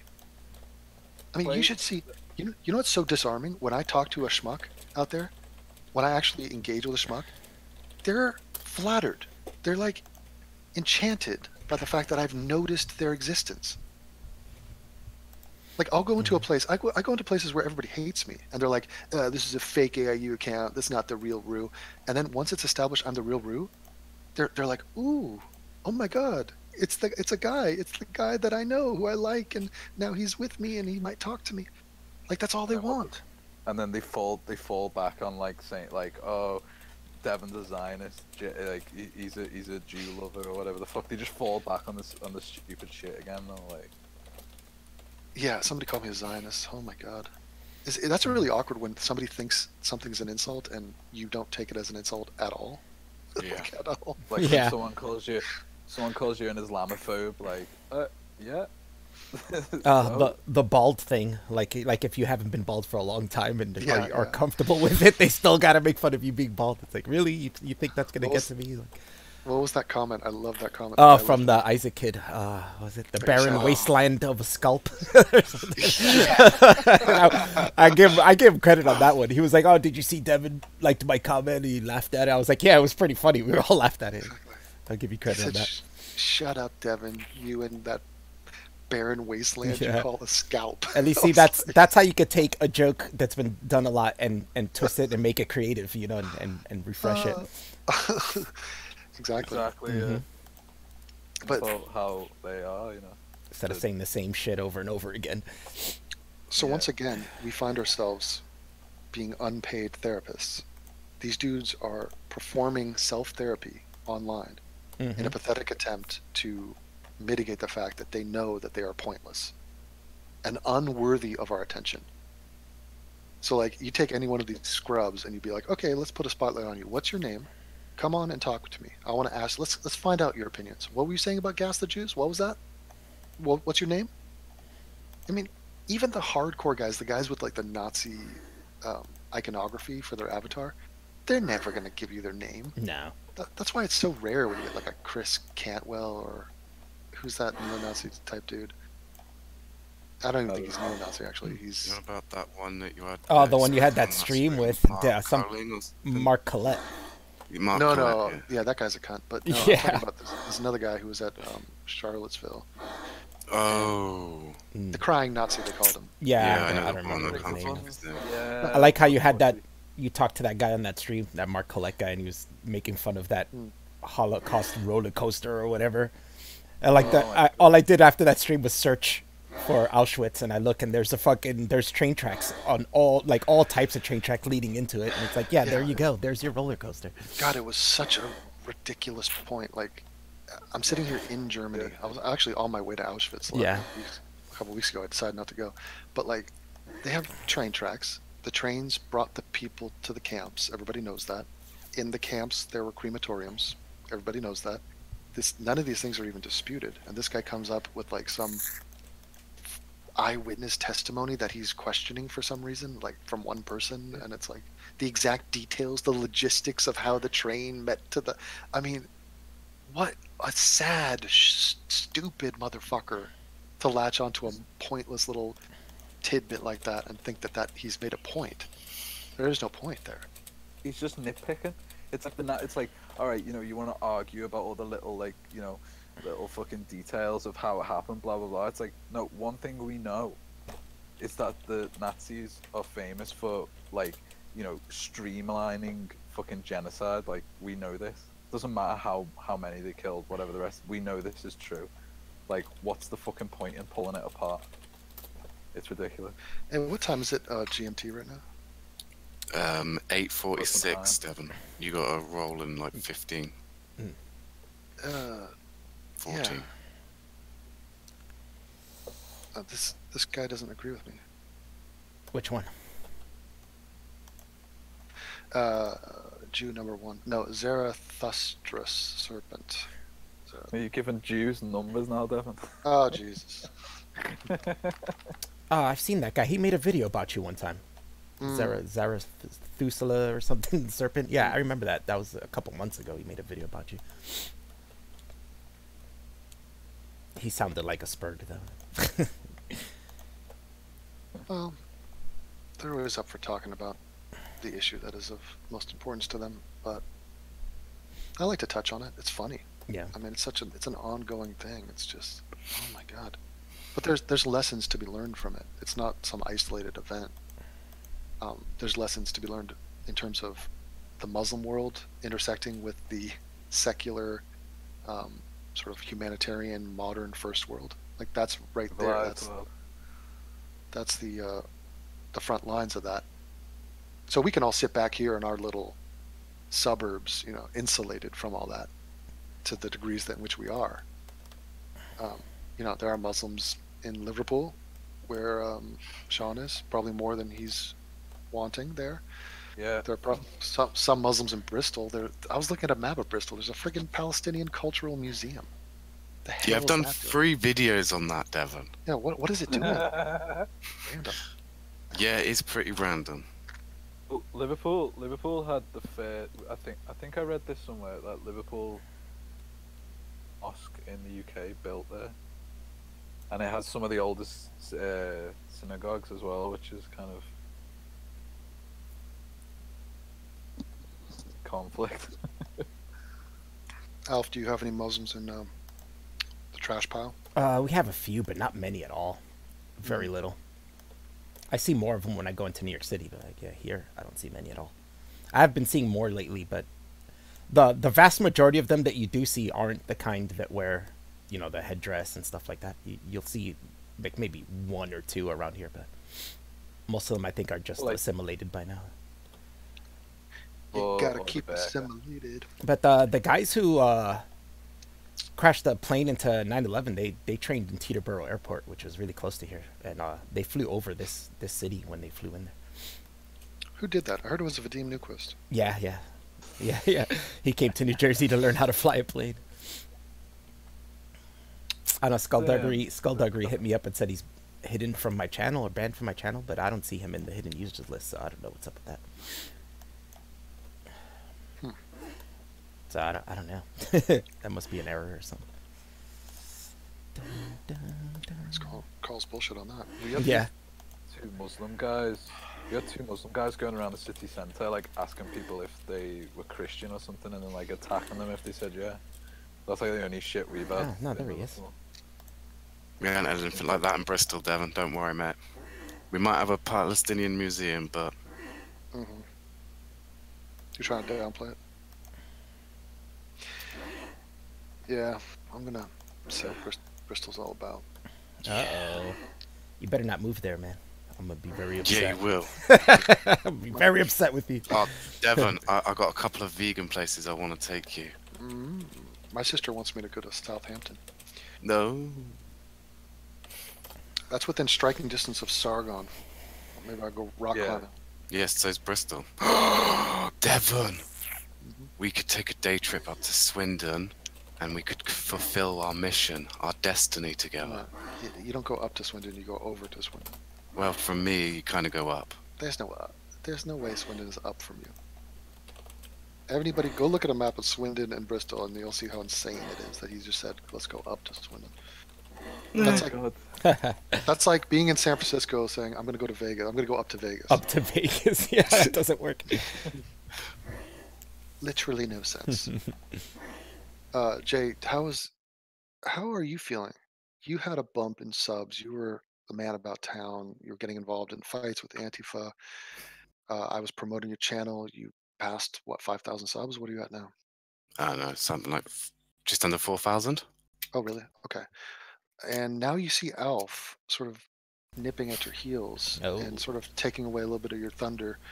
Do you view him as competition? Are you downloading his videos? How do you? Not at all. I don't know. I don't know if you remember, Jay. When I used to be above you, and then you started catching up, and I'm like, "No, I'm gonna beat you." We made a little fun, friendly competition thing. Yeah, and then you passed me by like 2,000, 2,500 subs. I was like, "Oh, never mind." Now I'm coming back. I'm gonna empty your kettle. You fuck. Yeah. He's coming for the kettle, mate. Jay, you've been getting called out on Twitter. Do you encourage this? Do you poke these people, or are you just getting attacked for no reason? Yeah, I would say I'd get an attack for no reason. They just don't. Well, when it comes to that one, let's take the Bristol care workers. That one I didn't expect at all. You know, I didn't even expect a fucking union group to even know who I was, but it turns out, yeah, well, never mind. But yeah, that completely surprised me when I seen that tweet saying that I'm a local race hate monger. Oh my god. And then when it comes to like people tagging me and going shame, they just don't like the fact that I'm friends with Lucy, and well, they can suck a dick. Loyalty is one of my big things, and Lucy is a good friend of mine. She's done quite a bit for me, and I stick by my friends. And she got sacked by Tommy Robinson for no fucking reason except for his fucking ego. So fuck everyone who's gonna suck on his dick, basically. Yeah, Jay's talking about how he's loyal to his friends and whatnot. Every picture he posts up, it's Jay surrounded by all women. The guy's like Hugh Hefner of Bristol. It's incredible. Like, it's as if he doesn't have a male friend ever. Like, he just spends his time. He has this horde of platonic women that he surrounds himself with. I don't know what it is. I don't know what his strategy is. It's like, you know how, like, Guy. you ever watch those old shows or movies where they go to, like, the ski lodge and the dude puts on a fake cast on his leg to try to get women to like him? That's Jay. Jay's got the bum knee, and they all feel bad for him. So Do you guys know the Senator Lindsey Graham? Yeah. Yes. I just found out the guy's single, and I laughed for about 30 seconds. That is... It's so rare to see some Republican politician just be single, and the guy's as effeminate and gay. Like, he just... Oh, yeah. It's unbelievable. A turtle. He looks like a turtle, doesn't he? A turtle. He looks like a purple turtle. Turtle. Fucking hell. Turtle. Sean, say butt. I see. Shane gets I can't say it if I have to. It's called me telephone voice for you to pronounce everything. Boh. I love it. I think the accent's funny. I mean, it reminds me of just like the History Channel talking to Sean. It's like, oh, this is how the peasant people in the northern country used to talk back in the Viking days. Some accents are just enjoyable. Like if you're not exposed to it a lot, you know, and then you hear it, and you just enjoy it. Like talking to Sean, I love his accent. I puts a smile on my face. The thing with Sean, the little trick that I use that I suggest you all do, is that you don't listen to what he's actually saying because it's trivial. It's not important, but just listen to how he says it. Just listen to the rhythm, the head, the hoon, the head. Sorry to interrupt, Devon, but you have 5 minutes. Yeah, you should get ready Yeah, for that. I don't know. These Jews they're not showing up. We can't agree on what time it is in England. I think Chris was saying GMT +1, so you might still have an hour. Yeah. Currently, England's on GMT +1. So what? We're on British Standard Time at the minute, not the GMT. Yeah. Chris was saying that in the chat a little bit ago. GMT 9 o'clock is actually in an hour. Good lord. Yeah, they say you got an hour. What kind of fucking confused? Wait, so Greenwich Mean Time, you're not even on it? No, it's ridiculous. It's Scotland's fault. It's Scotland's fault. Fucking Scotland. For them, the motherfuckers. That's the stupidest thing I've ever heard. The guy says GMT. I'm like, okay, I'll figure out what time it is in England. That's got to be GMT, no? Oh. No, we're on GMT +1 right now. That is until the summer. Yeah, for next week actually it changes, doesn't it? Is that right? I think so. Oh, yeah, and then we're on GMT savings. time again. Yeah, then we're on GMT as of next week. Wait, what? That just made it more retarded. Yeah. In 1 week's time, you're gonna be on. Yeah, because we do daylight savings. Yeah, daylight savings. You guys do it a week. Light when they're taking the kiddies to school. You guys do it a week before us, so I'll be 4 hours behind you for a week. That wound me up when I found that out. Why yeah, remember? Everybody do daylight savings at the same time. Yeah, we were like, oh, awesome! Now we're only 4 hours apart, and then a week later, oh, we're back to 5 hours apart. It's like there's some time zones to the time zones. It really fucks me up. Yeah. Well, it has to do with the sun, right? Like how much sun you're getting. I guess that's how they. I saw your video that you made for me. Oh yeah. You enjoy it? I very much did. I enjoyed the beard. 2 videos in a row from Chris. Oh, no. Are you impressed with my burgeoning animation skills? I think it's your calling. You're on your way. Yeah. How are the comments? Very positive. I've not had any negative comments. Yeah, that's how it is early on. Yeah. I remember those days. people are like, hey, I like you. You're an atheist. I'm an atheist. I noticed I got Yeah. a comment on one of Jay's videos calling me a cunt because I supported that female police officer that took down that black dude with a taser. Well, the funny thing is I post a lot of stuff that has to do with Devin, and then I get all of Devin's shitty comments that come to me like, this fucking doxing bastard, blah, blah, blah. And I'm like, oh, one God. video of Devin's that I put up, I've had quite a few comments on there, like, really arguing what Devin's saying. It's like, you do know this isn't my video. Yeah. With the Bron Fabio ones, I got that a lot. It was comments from people either thinking I'm Devin or thinking I'm Bron Fabio. And I'm like, I'm neither of these people. Wow. Yeah. The people telling me, Devin waxed your ass, man. I'm like, what? So back in a minute. But just think of the idea of a YouTube comment. What is the pinnacle success you could have if you're somebody who writes a comment on a YouTube video? It is to have someone reply to it. Yeah. Or have it upvoted, to have it be recognized, which is essentially you are being recognized. Your thoughts. You said something funny or smart, or I liked something about you. You've given something to me. I guess if you get one of those heart things off the creator, that's yeah. The pinnacle of success, isn't it? Yeah, I always give a heart to positive comments if I like them. Yeah. Then you're diminishing the value of the heart. Well, I only give them to the positive comments. I don't give them to like the standard or shitty comments, or the useless ones. Yeah. Sometimes I heart my own comments. Yeah. Man, I was going through your old videos, and I was one of the vegan ones, and I was looking through the comments, and I commented something, so I opened up the replies, and I saw this guy shitting on me. So I replied back, and I forgot what I called him, but I was like, oh my God, I forgot I wrote that, and it made myself laugh. And I felt like hearting my own comment. It's so funny. Oh, I think I called him a little puppy or something. Oh, you little puppy, you. So let me address some smartass in the chat says, same logic behind videos, isn't it? So he's trying to say that the way I was describing the desperate, pathetic people seeking validation in YouTube comments is like me, because I make videos, and so I want validation. Now, part of that is true. There's a kernel of truth in that. If nobody watched my videos, I wouldn't make videos. But yeah, you can tell there's a difference why people do things. And to be honest, for me, it shifted halfway through. I never made money for like 2.5 years on YouTube. I was strictly doing it for fun. In fact, I was just watching my Josh Banco conversation tonight, working on a new intro. And at some point early in the interview, I say, he's like, don't you want to like win people over and get more fans? I'm like, no, I don't care if I have more subs. Yeah. And I'm like, that's changed quite a bit, because now it's a career and it's money. So I continue it for a variety of reasons, but one of those reasons is to make money. But I still hope that I am principled and I make things because I mean them, and I want to create things. It's not reverse engineered. I'm not hoping to have you guys congratulate me for creating something. I want to create something regardless. Yeah, you strike a good balance with that, because you do put yourself out there to try to get more people, but you don't really change what you're doing in order to get more people. You're putting out what you want to put out, and people like it. That's the secret. The secret is to not care. Yeah. There's so many people that they reverse engineer it. They start with what do I think people want me to make, and then I'll make that.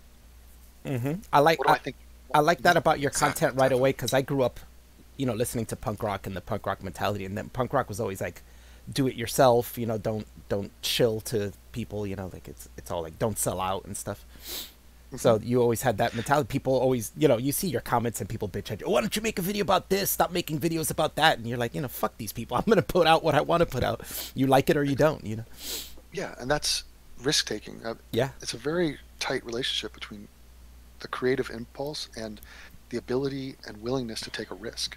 But I see it as that's what makes art good, right? Like if you're doing what you want, what your audience wants you to do, then it's not really you, you're not expressing yourself through art. You're expressing your audience through art, really. And art should be yourself. Like you're putting yourself out there. You're also captive to them. And you can find this also in just the pressure that the public puts on you. So if I did recordings and there was just even one person in the room with me, it would be fundamentally different. I wouldn't say the same things. I wouldn't take the same chances. I'd be concerned about what that person thought of what I was saying. Yeah, that's a good point. I'd feel their energy. So this is why people don't like the Sam Harris podcast where he's doing them live, because they feel like he's playing to the audience, and he even acknowledges it. He's like, look, it's different. If I'm sitting in a sound booth in my own home talking, you're going to get a different version of Sam Harris. Yeah. I think a good example of somebody who gives in to their audience and does what they want and how it can go terribly wrong is Andy Worski with his Worski Live. You saw how that started fucking crashing and burning. And what was that all about? It was him pandering to his audience and trying to give them what they wanted. But it all just, you could tell he hated it. By the end, it looked like he was going insane. Like he wasn't doing what he wanted to do. So it was just shittiness. Yeah, and now he's going after Tonka. Like he's just, they're looking for any sort of drama. And Andy Warski comes across as being very desperate for any kind of way of generating views. Now he's fully run out of ideas. Yeah, and look, Radney in the first place. And look at that example. He keeps changing shit, right? At first, he would just make content reacting to stuff. Then he did the live shit. Totally forgot about the reacting stuff. Now he's doing like video game stuff and this and that. It's like he can't stick to one thing because it's nothing he wants to do. He's just chasing those views, and seeing what works. He's pandering. Yeah, that's all it is. It doesn't work. Yeah. Like I said, it's not you. I think people come on to YouTube. It's kind of in the name too. It's YouTube. People come in here to see you, to listen to you. Well, I would say I'm not oblivious to the opinions of others. So I read comments, I notice likes, dislikes, etc., views, all that. But first and foremost, I trust my own intuition. Yeah. So, for example, choosing a video topic, I choose whatever I want, whatever I think is compelling enough for me to take interest in it. If I think something's funny, I'm going to go for it. If I like a song, I'm going to put it in. So I basically work in the dark, in the blind, like totally blind. And then at the end of it, I'm like, here's something I made, and I chuck it out there and hope for the best. And I don't know, like there's something to that. There's an integrity to that, where not caring. A lot of people it sounds kind of cruel or rude for me to say I don't care what you think. It's funny you're saying this. Sorry, go on. What? No, you go. I was reading an article about Bob Dylan, and they were talking about how he has like he's like a large swathe of his audience. He like completely just can't stand. He's got this like fuck you mentality. I'm gonna do exactly what I want to do, and it actually reflects like how you are with a lot of your audiences.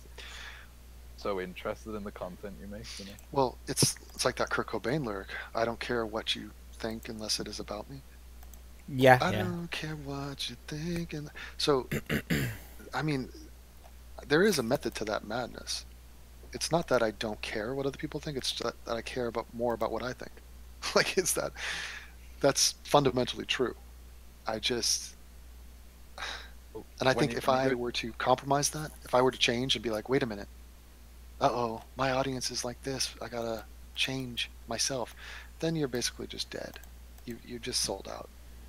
Yeah, you're just chasing a dragon. Like it's not gonna work. And I mean, at the end of the day, when you go to bed, it's just you. Happy with what you've done that day, then what's the fucking point? Like, for example, right now, I've taken an interest in Native Americans. Now, this is news to you guys. I'm going to do a multiple-part series about current-day Native Americans, why they are still doing so badly, what are the problems in the community, how could we potentially help them, how could we condemn them or criticize them for some of the narratives that they keep harping on about. They have a lot of excuses, and there's a lot of weakness being displayed. To be honest, their performance since the invasion of the whites, basically, has been shameful, like psychologically, and in terms of where they're at now. At a certain point, it's like what Kanye was saying. You're going to talk about slavery for 400 years? 400 years? That sounds like a choice. With the Indians, he had a good point there. It was misconstrued. There is a point there. It's a point of empowerment. He's trying to like rally his own people. Yeah, people tried to run with it like, wait a minute, did he say slavery was a choice? No, he didn't. He said obsessing about this topic for 100 years after. I mean, he shouldn't have said 400 years. He should have said 155 years. That would have made more sense because that's the end of slavery. Nobody's gonna bitch at you if you're in the 1700s Yeah. complaining about slavery. It's Picking like, that's cotton, a pretty big like, man, I hate this. Like, no, hey, you've been bitching He's for like- too long. Stop bitching. Yeah. It's a choice. Kanye's not gonna come onto some plantation and be like, "You talking about slavery, man? That seems like a choice." No, he's like, "No, it's not a choice. I'm a fucking slave right now." Good. But it's so pointless. Like, it's sound and fury signifying nothing. All of it, like bitching about slavery, bitching about anything from the distant past. I mean, if I had a friend, a guy, I have a guy right now, some 18-year-old. He comes to me and he's like, "My girlfriend just cheated on me. I think we're breaking up. Oh, it's over. I'm heartbroken. I'm crying." And I'm like, "Okay, that's gonna hurt for a while." If he comes back to me 3 months from now and says, "I'm still crying about that breakup," I would rip into him and be like, "You are living in the past. This is pathetic. Get up, dust yourself off, be a man." Now, think about that same speech, but having been 155 years. Imagine the characters from Interview with a Vampire, Brad Pitt. These people are, they live forever, right? Imagine Brad Pitt breaks up with some girlfriend as a vampire, and then 155 years pass, and he's still whining about that. Be like, Yeah. dude, are you crazy? Do something. Like, get over it, dude. Come on. And this whole idea that they're just going to bitch about racism constantly. What happens after that? What if the audience, the entire world said, "Yep, you're right. It's just racism. You're right." What is being achieved by just going, "It's racism. It's racism. Everything's racism." Okay, great. What's your course of action? Are you trying to win the thought wars? You're going to change everyone's thoughts and then magically somehow the numbers are going to even out? Yeah. It's still not a solution. You're wrong, but it's also a stupid quest because it wouldn't solve anything even if it were true. I think that's the scary thing is like, what's their next step if they win this battle, like this culture war or whatever people like to call it? Like, what is the next step? Because it's like we're at a point of like diminishing returns where, yeah, if you want to say, "Oh, this is racist," blah blah blah, it's like, okay, what do we do about it? Do we put like preventive measures in? So like we segregate each other from each other because everyone's racist to each other? Like, what else do you want to do? Yeah, that's the other weird part is they freak out about white nationalism. So if white people say, "We prefer living among other white people," they go, "Oh my God, that is fucking evil and terrible." Meanwhile, Yeah. all they're doing is bashing white people constantly, going, "Oh, Yeah. if not for the fucking whites, the whites are mistreating us, the whites are oppressing us, the white supremacy, this and that." You'd think that they would be on the same team. You'd think there'd be joint press conferences of black radicals and white nationalists going, "Guys, it's time. We have major differences, irreconcilable differences." You don't see that. The frustrating part, it's a scary thing. It's the reason people rinse and repeat on this is because they don't have anything to say, especially young people. So that's the thing that they're trying to bob and weave from. They're trying to distract you from the fact that they are utterly pointless. Yeah. People of no substance. Yes, they don't do anything. They are nothing. And this is why I call it the secretariat effect. Let's say you're not a fast ass horse that can win a horse race. Don't worry about it. Just find other horses who are fucking super slow, and then you will look like secretariat compared to them. Yeah. So people go around looking for people that are just stupid as shit because they want to feel good about themselves. Person in the room of dumb people. Yeah, I'll be so right back. again, it's public therapy. I don't feel good about myself. Okay, well, what can you do to improve that? I don't know. I really don't have many discernible skills and I'm kind of average. Okay, then are we out of ideas? No, how about this? I'll find a person that's really terrible and I'll go after them. Doing better and try drag them down. Well, competition is a way of life. We enjoy it. It's a part of our DNA. You versus the world is kind of a big task. Like you just creating something out of nothing and just being like, "Here, look what I did." It's far easier to pit yourself against someone else and go after them. I mean, I do this too. I make reaction videos, and I like that. It is a niche. It is fun and rewarding. But I also do videos just on my own. You stand on your own 2 feet and you say, "Here's me." There's no other person. There's no villain in this story. It's me and you, and I'm trying to go from nothing to a positive creation that will benefit your life. That's a hard task. I'm going to go from a blank page, no script, and I'm going to make you laugh in the course of 5 minutes. That's hard. That's hard to do. Most people can't do that. Definitely. That's why, I've been watching this podcast, Kill Tony, and it's Tony Hinchcliffe, and he gets like comedians. I think I told you about it a while ago. And it's like I just have so much respect for comedians now, like how hard it is, and like they have this guy, called, I think his name is Malcolm Hatcher or something, and every week he produces a new 60 seconds of comedy. Mm-hmm. Okay, but great, like it's so hard to do. Wait, did you say 60 seconds or 60 minutes? 60 seconds. That's nothing. Good evening, everybody. You were watching. Comedians are notorious for having like 10 to 15 minutes of comedy that they cobble together after a year of being on the comedy circuit.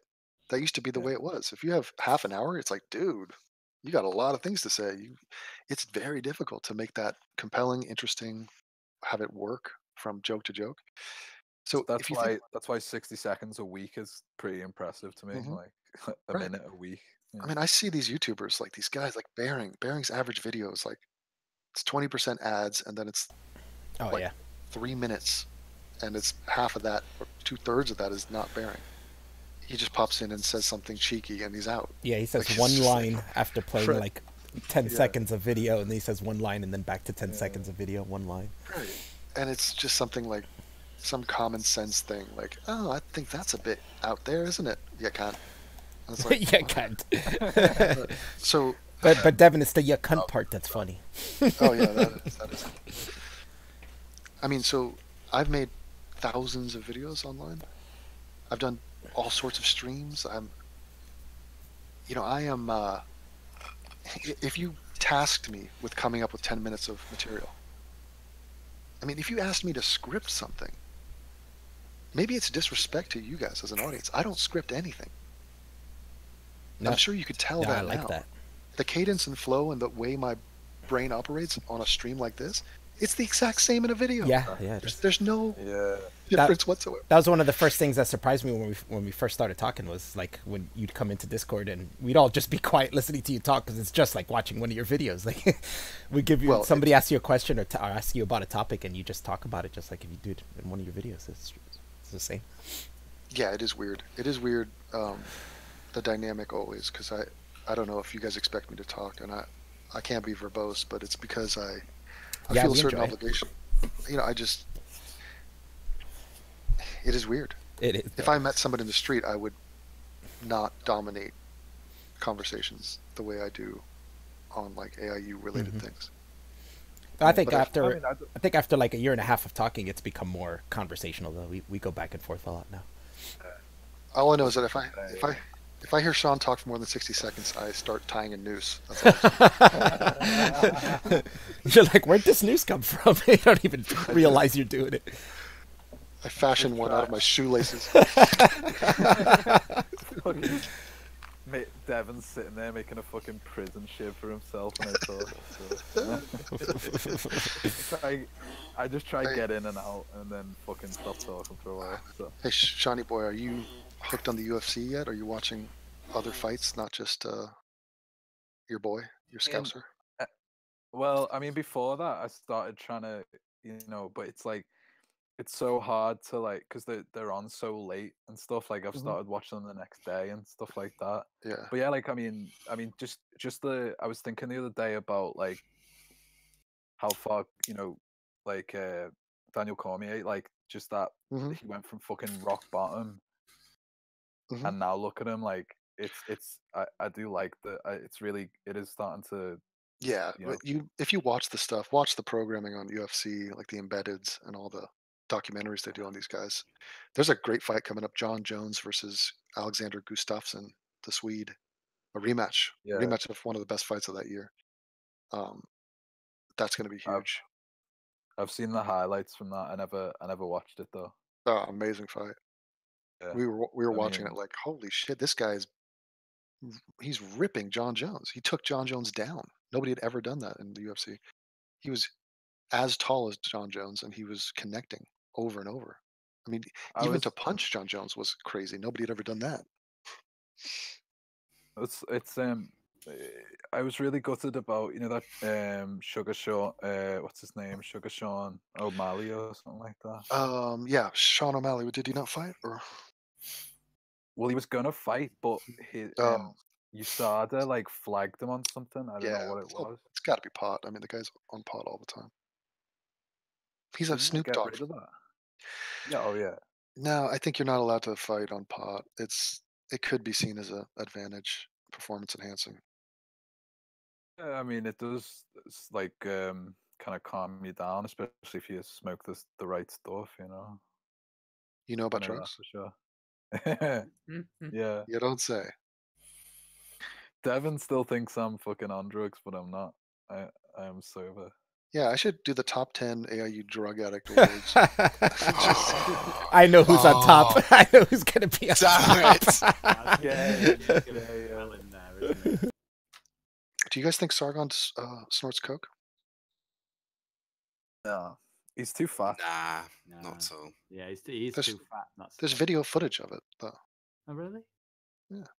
What, of him doing coke? Really? Yeah. Where? Well, maybe he did it socially. Maybe it's Andy not a Worski thing. had it on. Maybe it's not a thing that he does regularly. He might have done it socially. No, he's like on a stream. On a stream. Well, that's a bit weird. Regularly, you're not doing it properly. That's all I gotta say. Yeah, Ty said Sean just sounds like he's always on drugs. So it's like, if this is what Sean sounds like not on drugs, imagine on drugs what he'd sound like. Seriously, you don't want to know. Yeah, I don't.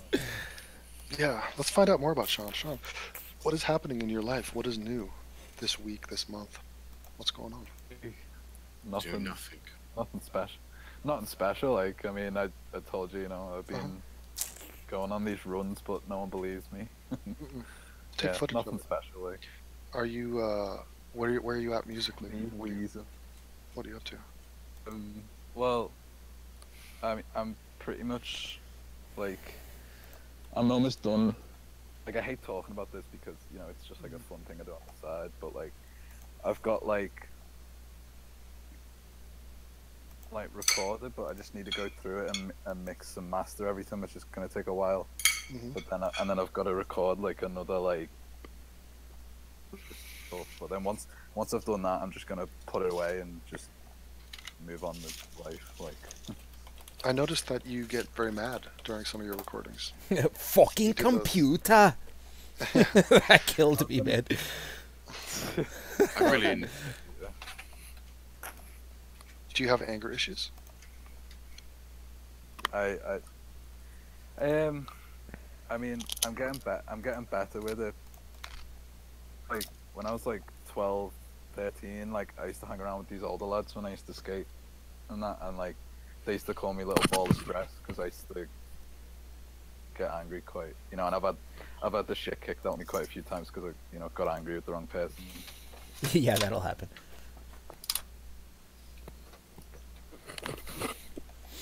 You see that right now? Listen, that's 2 seconds ago. I'm chewing a cracker. I don't want to eat in your face.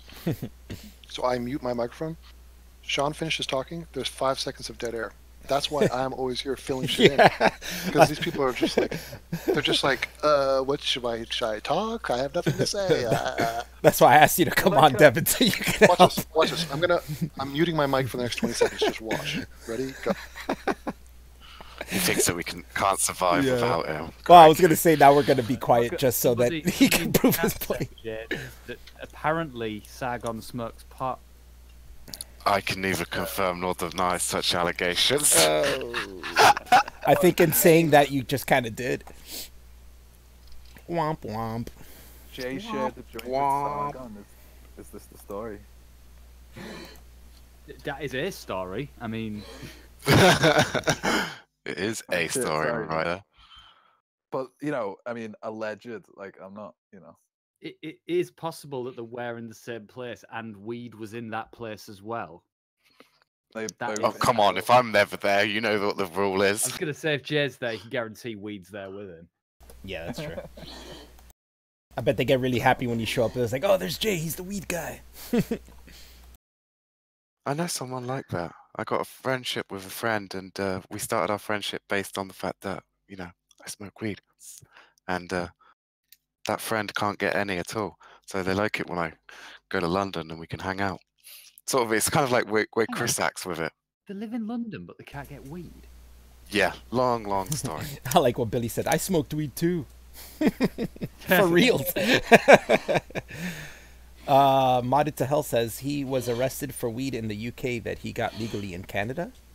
Well, yeah, because it's illegal. Yeah, it's illegal in the UK though. What's happening? You're not allowed to bring it to the UK from Canada. That's even worse if you're bringing it in to the national lines, right? Yeah. Well, mind you, Jay has a funny story about weed, but like, if he wants to take a live stream, but like, I got arrested for like a joint swear, and something else happened with Jay, and he was just the luckiest bastard in the fucking. Oh yeah, I'll happily tell you about my criminal conviction. Yeah, I got a problem with that because you know, that's activity I've done in the long distance past. Basically, I got caught growing weed. And I had a number of plants, and I only got a caution. Everybody I know has been caught growing weed has only got a caution. In fact, somebody I know has been caught 3 times growing weed, and they still only got a caution, which is crazy. Oh my god! Everyone I know who's got caught growing weed has gone to jail. Oh shit! It's getting. I got laws are caught pretty with bad. the fucking hole. Here the like the punishment keeps dropping. Like if you at first you would go to jail when I was a kid. Now it's like, you know, just a fine. Soon it's gonna be gone. And they'll just they're not very keen to jail people for just weed. But I mean, if you're growing like, you know, 30 plants or something like that, if you're doing it on a relatively industrial scale, then yeah, they'll probably lock you up. Yeah, if you have enough for what they consider distribution, then yeah, of course. Yeah, definitely. If you got like 5 plants in your loft, then they'll just take it off you. Shit, they didn't even take it off me properly. They only took like one full plant, Yeah, I mean, cut the tops off of the heads, and then that was it. Whenever people get raided for it here, I mean, they take everything, the plants, the equipment, the lot. They leave nothing. They don't leave a speck of soil on the floor. Mate, what I just told you, what they took, and that was it. They didn't take anything. They didn't even turn the tent off whatsoever. They left the tent lights on, everything. The funniest, my friend, which is across the road from me actually, where I live now, was growing it in his house, and they were stealing electricity to grow it as well. And they got raided by the police, and the police swarmed in, and they went to the main sort of junction box for the house, and they fucking pulled out the main fuse, and everything in the house went off. But the coppers that were up in the grow room were like, everything's still on up here. How's this working then? Like, oh shit. And the guy still didn't get done. He only got a caution for that, for stealing electricity and weed. Crazy. Mental. How did we do, Devon, without you? It was impressive. I didn't listen to any of it, but I mean, I heard those. Just fucking. You did, yeah. Yeah, no, you guys were bonding over various crack stories. It would either have gone to drugs or shitting. I mean, yeah, it's so funny. All these people view me as some like goody two shoes like person that's holding them morally accountable for their degenerate lifestyle. So I'll jump into a chat. They'll be like talking about dropping acid or like snorting coke, and I'm like, "Hi guys, how's it going?" And they're like, "Oh great, Devon's here to condemn us for our behavior." I'm like, I don't care. You can.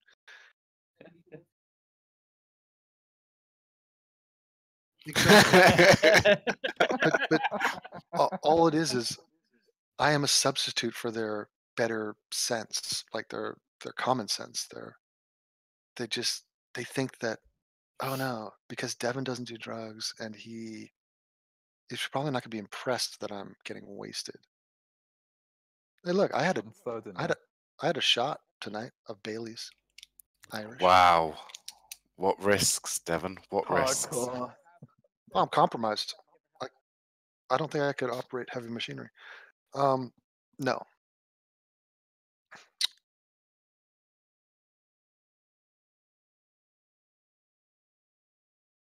I like it. I'm thinking about making a. I'm gonna make a T-shirt. I did one for my kangaroo. The proper 12 inches. I think that has potential to sell.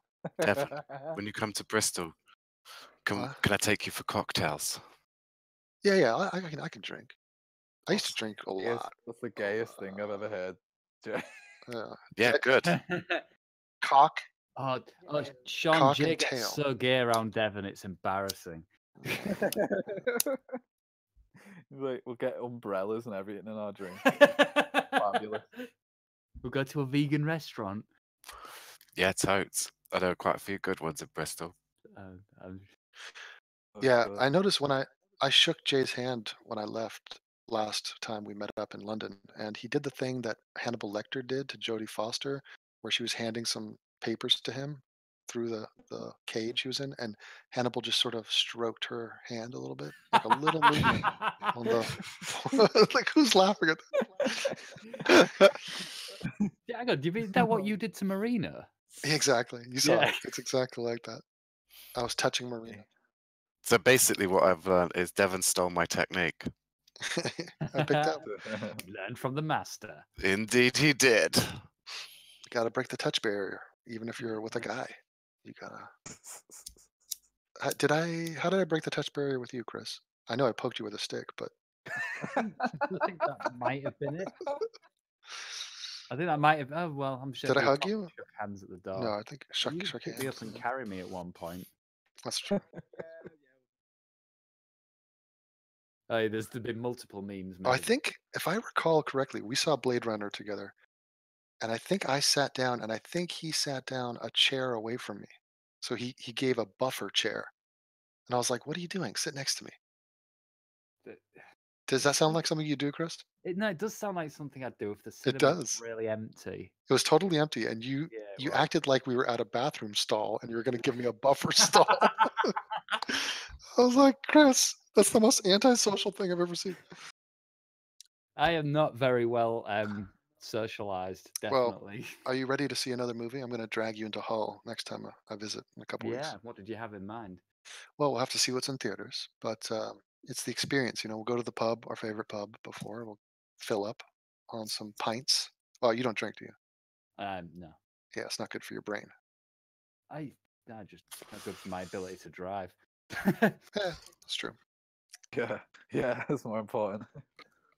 Yeah, I've got to be able to drive. I've got to get out of Hull. If I'm in Hull, I've definitely got to leave. Please, fucking when Devon comes to Hull, he's just going to be like, Chris, I need to stay here for a couple of weeks. I need to recover. Leica and Jay destroyed my liver. Yeah, I thought you were going to say drained all my bodily fluids. Well, that as well. Jay's like, I can't bond or entertain someone when I'm sober, but that's why I get them completely fucking drunk. That's actually what comedians do. There's a reason why alcohol is like required beverage at comedy clubs, is because people are just easier to make laugh when they're drunk. Easier to seduce. Jay's the Bill Cosby of the AIU scene. Yeah, I mean the guy's Whoa. Well, yeah, every time he's like, "Hey, Kelly Noodle, you're coming out to Ireland. We're gonna get drunk together. Hey, Leica, you're coming out. We're gonna get fucking drunk." It's Leica's idea. And actually, no, me and Leica are doing things. Actually, we're gonna be going to see the coloured buildings and the bridge, and we're gonna take a boat ride. Right. Yeah, we've got a few things lined up, actually. You know, the scary part, it's so rapey that you never. Here's the follow-up question. The follow-up question is, what happens after we get completely drunk, Jay? And he's like, I don't know, mate. We'll see what happens. Yeah, you know degenerate what I mean? behavior. Right, so Jay wants to be like stumbling around Bristol at like 3 a.m. and it's like, it's a bit cold, isn't it? Yeah, we're completely drunk. Where do you want to go? I don't know, my place? You know, that's the sort of vibe he's going for. Oh, my roommate's in the living room. Let's go to my bedroom and watch TV. Exactly. I only have the one bed, and my roommate's He's occupying the other room, so Yeah. you and me. So I'm working on a T-shirt. Here's a little sneak peek. Well, I guess you guys got to see it on the live stream. You guys see the ego? The guy's selling merch. It's got my face on it too. I think I'm gonna your actual face. Yeah, my actual face. I'm gonna put face fuck Oh, on it. face fuck. Yeah, that's the face fuck meme Amy made, but I PNG'd my face so I could write it above and below. Well, let me. If you want, I can clean up that PNG. Cause Yeah. I did a quick work on this one. I'm gonna clean it up some more. But if you wanted to work on it, that'd be well. nice. You got some Appreciate it. artifacts around the edge. Yeah, I see it. I'm a stickler. Yeah. That's, by the way, that's an incredibly important skill. If you ever want to get into motion graphics or graphic design, it seems like a mundane thing, but cutting something out of its background, if you're expert at that, that will serve you the whole time, like your whole life, because it comes up all the time. Yeah. Yeah, this was a rough one I did really quick because for a thumbnail for Jay's latest video. Like definitely clean up. News broadcasts where they have the little graphic box in the upper left corner. Yeah. Very, very typically they have the person coming out of the box, so you have to cut around the hair and the head. It makes it pop more instead of just having everything contained in the box. Yeah. Yeah. So the graphic designers have to do it all the time for the news, and there's just different ways of doing it. Like for example, in this image right here, like it makes no sense for. First of all, it's a choppy line, but also the light doesn't make sense to be on the outside of your headphones. So it just reads as false and amateurish. No offense. Yeah. No, I hate that image. I will not buy it. I would buy that shirt just to burn it.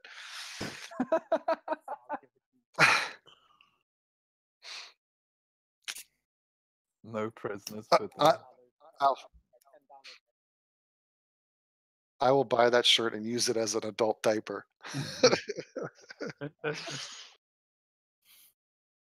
So, explain to me this graphic of this elf with the razor teeth like a shark. Like that doesn't. But it doesn't. I like it. It's graphically pleasing, but it just doesn't it doesn't suit your personality.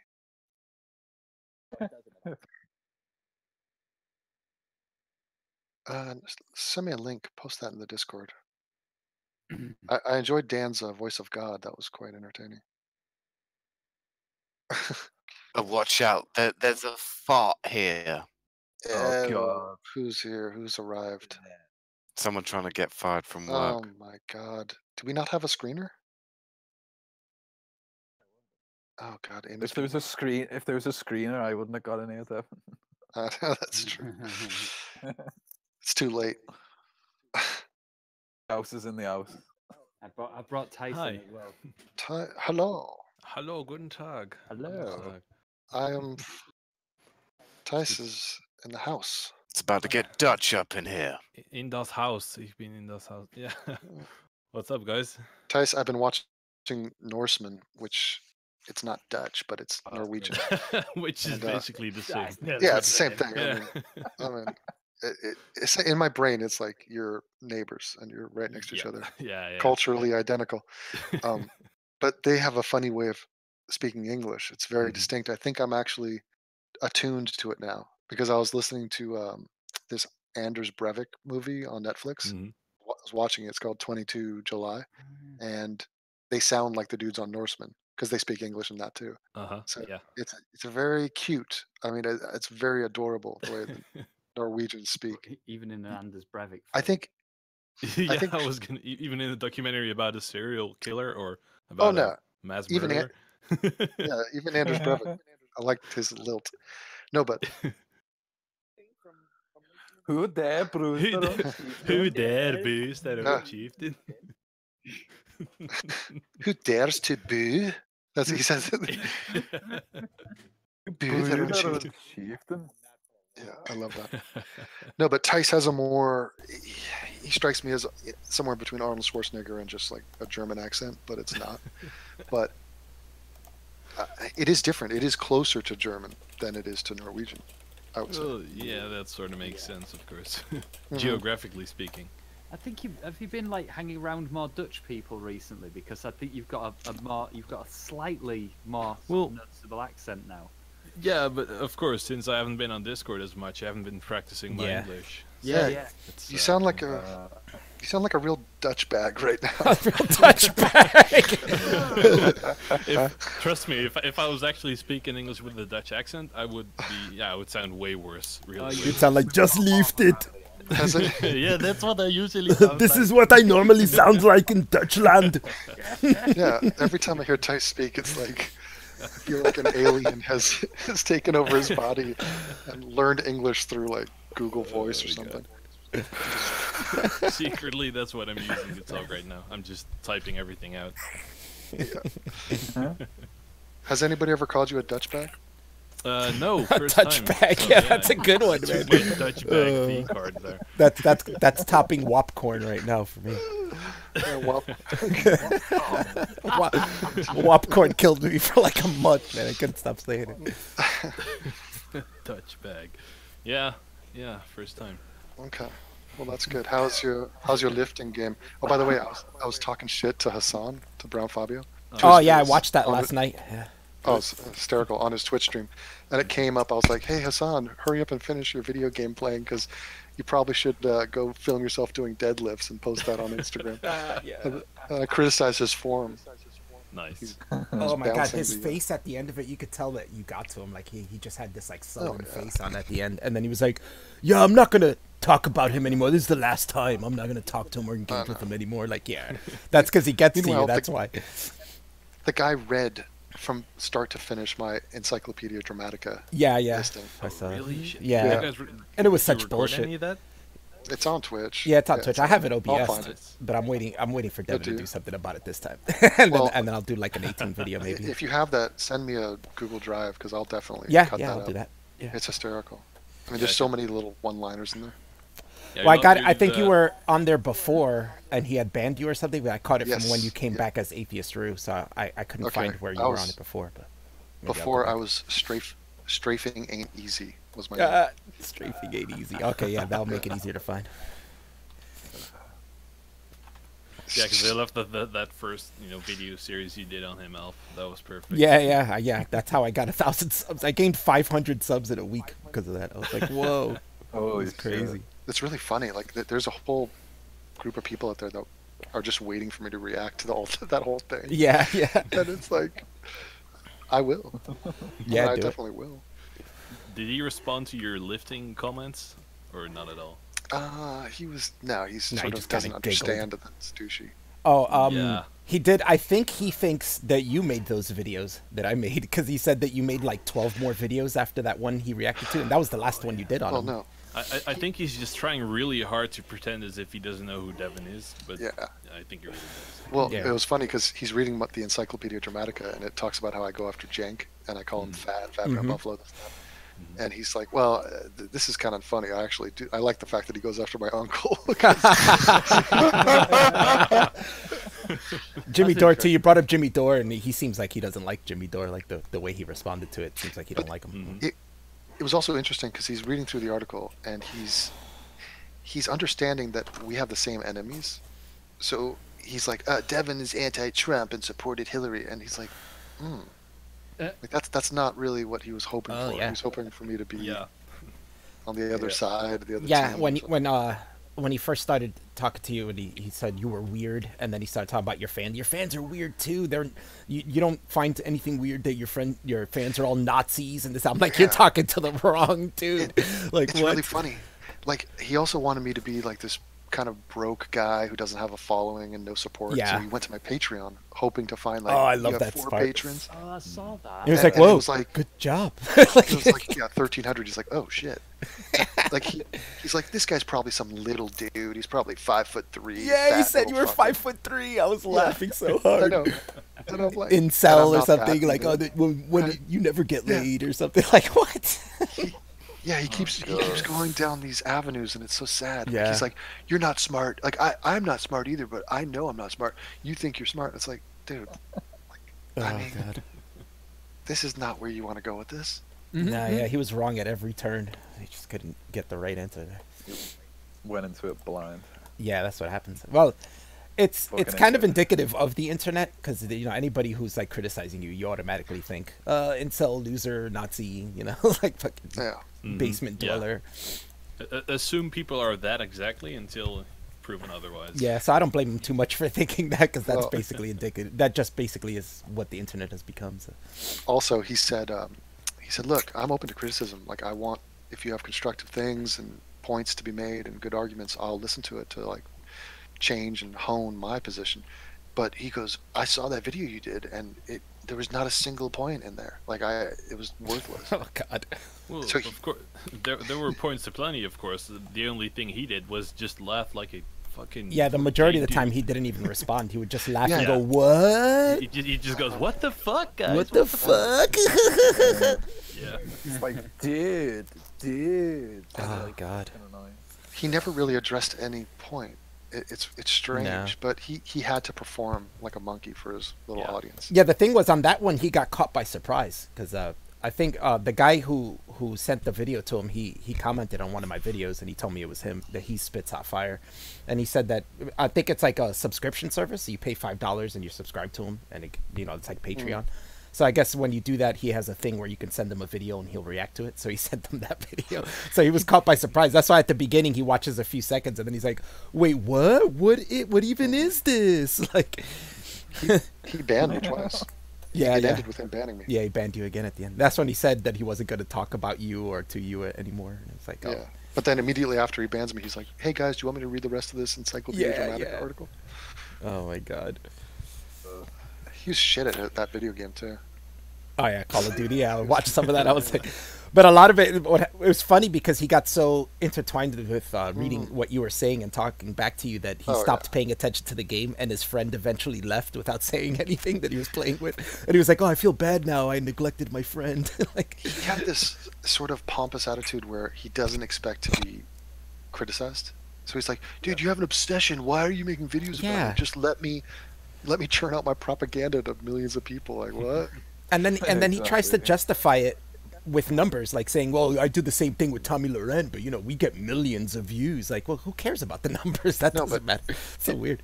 Did you not see the video I just did about him, where he admitted that the whole reason he did reaction videos to Tommy Laurent was because he saw his critics, me. He saw me make videos about him. He's like, "It's a shit format, but it's also what people want." So I sort of did pwnage videos, like reacting to Tommy Laurent. And he thinks he pwned her, or pwned anyone for that matter. I know. It's awful. And there's a huge difference. You see him on script and versus off script. First of all, on script, you can tell he's reading, so it comes across as totally stale and false. Also, not funny. And they're trying to be funny. Sometimes I pause after what seems to be a lighthearted reference or visual sort of gimmick, and I'm like, "Oh my God, that was the part of the video I was supposed to laugh at." Yeah. Sometimes it's a stark realization when you reach there. You're like, "Wait, what? That was supposed to be a joke?" Like, oh shit. Right. But it's one of these things where they go fast. So it's like, even if it was an attempted joke, they're already on. It's like jump cut, next, music. So they cannot like let it sink in and be like, "I tried to do something to you, it didn't work, but before you can notice that, there's 10 other things I've just put in front of your face." Like, there are comedians. Who's that bald comedian? He has got like an afro, but he's bald, and he has this very slow cadence. How does that work? An afro, but he's bald? Yeah, a balding afro. Jeffrey. Oh, Wright. Jeffrey Ross from Ross. He's from Jersey. No, not Ross. Oh, okay. Not the little Jew. Jeff Wright. No, somebody Wright, I want to say. But anyway, his cadence is super slow, where he does these jokes, and it's just. Do you ever notice when you go to the porta potty, and then he'll have a punchline, and then he'll just sit there and wait for you to laugh. Like, he's so confident. It's incredible. Mark said Stephen Wright. Stephen Wright, exactly. Oh, I got to check that out. I've never heard of this guy. Yeah, no, it's an incredible style, but check that out. It's the exact opposite of what the millennials do online, which I find interesting. Mitch Hedberg was kind of like that too, like where he had this really low way of talking, very low energy, and he'd make just really lame puns, but they're funny because they're lame puns, Well, it's a difference between like a Ricky Gervais and a Sam Kinison. Yeah. So Sam Kinison would be like, maybe you should get the fuck out of the desert because there's no food in the desert. Oh, oh. You know, he'd be screaming. But Ricky Gervais, in his stand-up, but also in his on The Office and extras and stuff like that, he'll say jokes, but there's no laugh track. There's no he doesn't sell it with a rhythm. He doesn't mug for the camera. It's just you have to notice the joke. He trusts you to figure out what's funny. Yeah. Which is a much more advanced level. It's much less sort of vaudeville. And it's also, I guess, an indirect compliment to whoever's listening. Like, I know you're intelligent enough to get this joke. I don't have to, you know, tell you that you have to laugh now. But I feel organic is always better. Like, instead of someone making a performance, it's just organic conversation. They just say funny things. But even if he does try and like punch in the punchline, it's like when Ricky Gervais was reading from the Bible, like that old stand-up special, and he's like, the slightest thing he does is he'll look up from the Bible. Yes. Like, Subtle. It's the slightest thing. Beautiful. Exactly. Like the conversation he had between Nietzsche and Hitler, and he's like, Nietzsche, I wrote a new book, but I'm afraid to tell you the title. He's like, no, tell me. Yeah, I'm afraid of what you're going to do with it. It's like, all right, please, what is it? He goes, all right, Jippos, do we need them? And then he just walks off. That's great. I didn't even realize Amy was in here. She's not talking. No, I was about to say, Amy is demonstrating the perfect amount of interruptions and like the percentage of Amy I want in a conversation. Yeah. She's nailing. Perfect.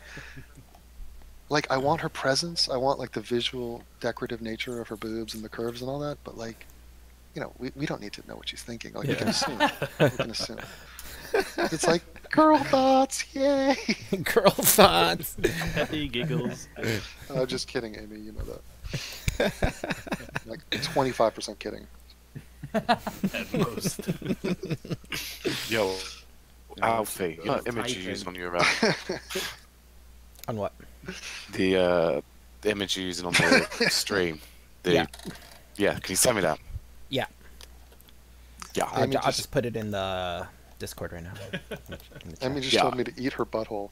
I'm trying to imagine what that would look like. It would be like diving into just this brown sea of like chocolate ice cream, but then like a dark, like even extra brown center.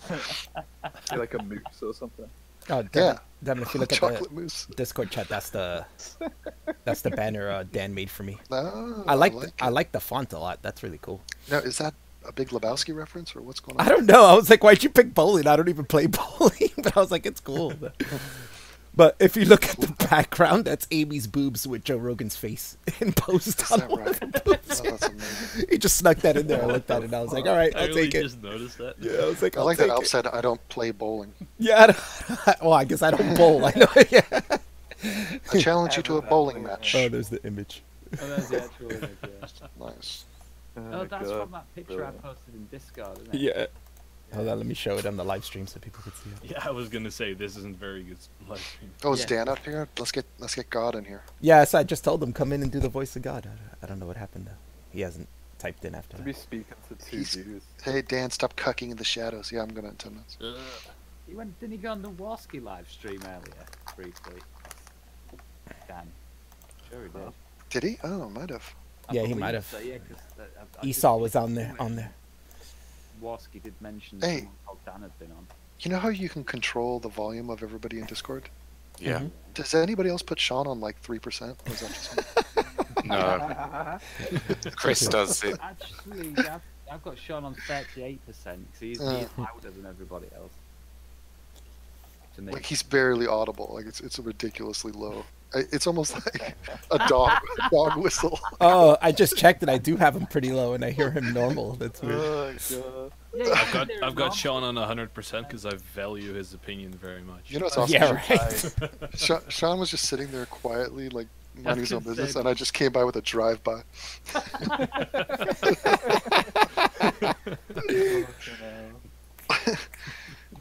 Good.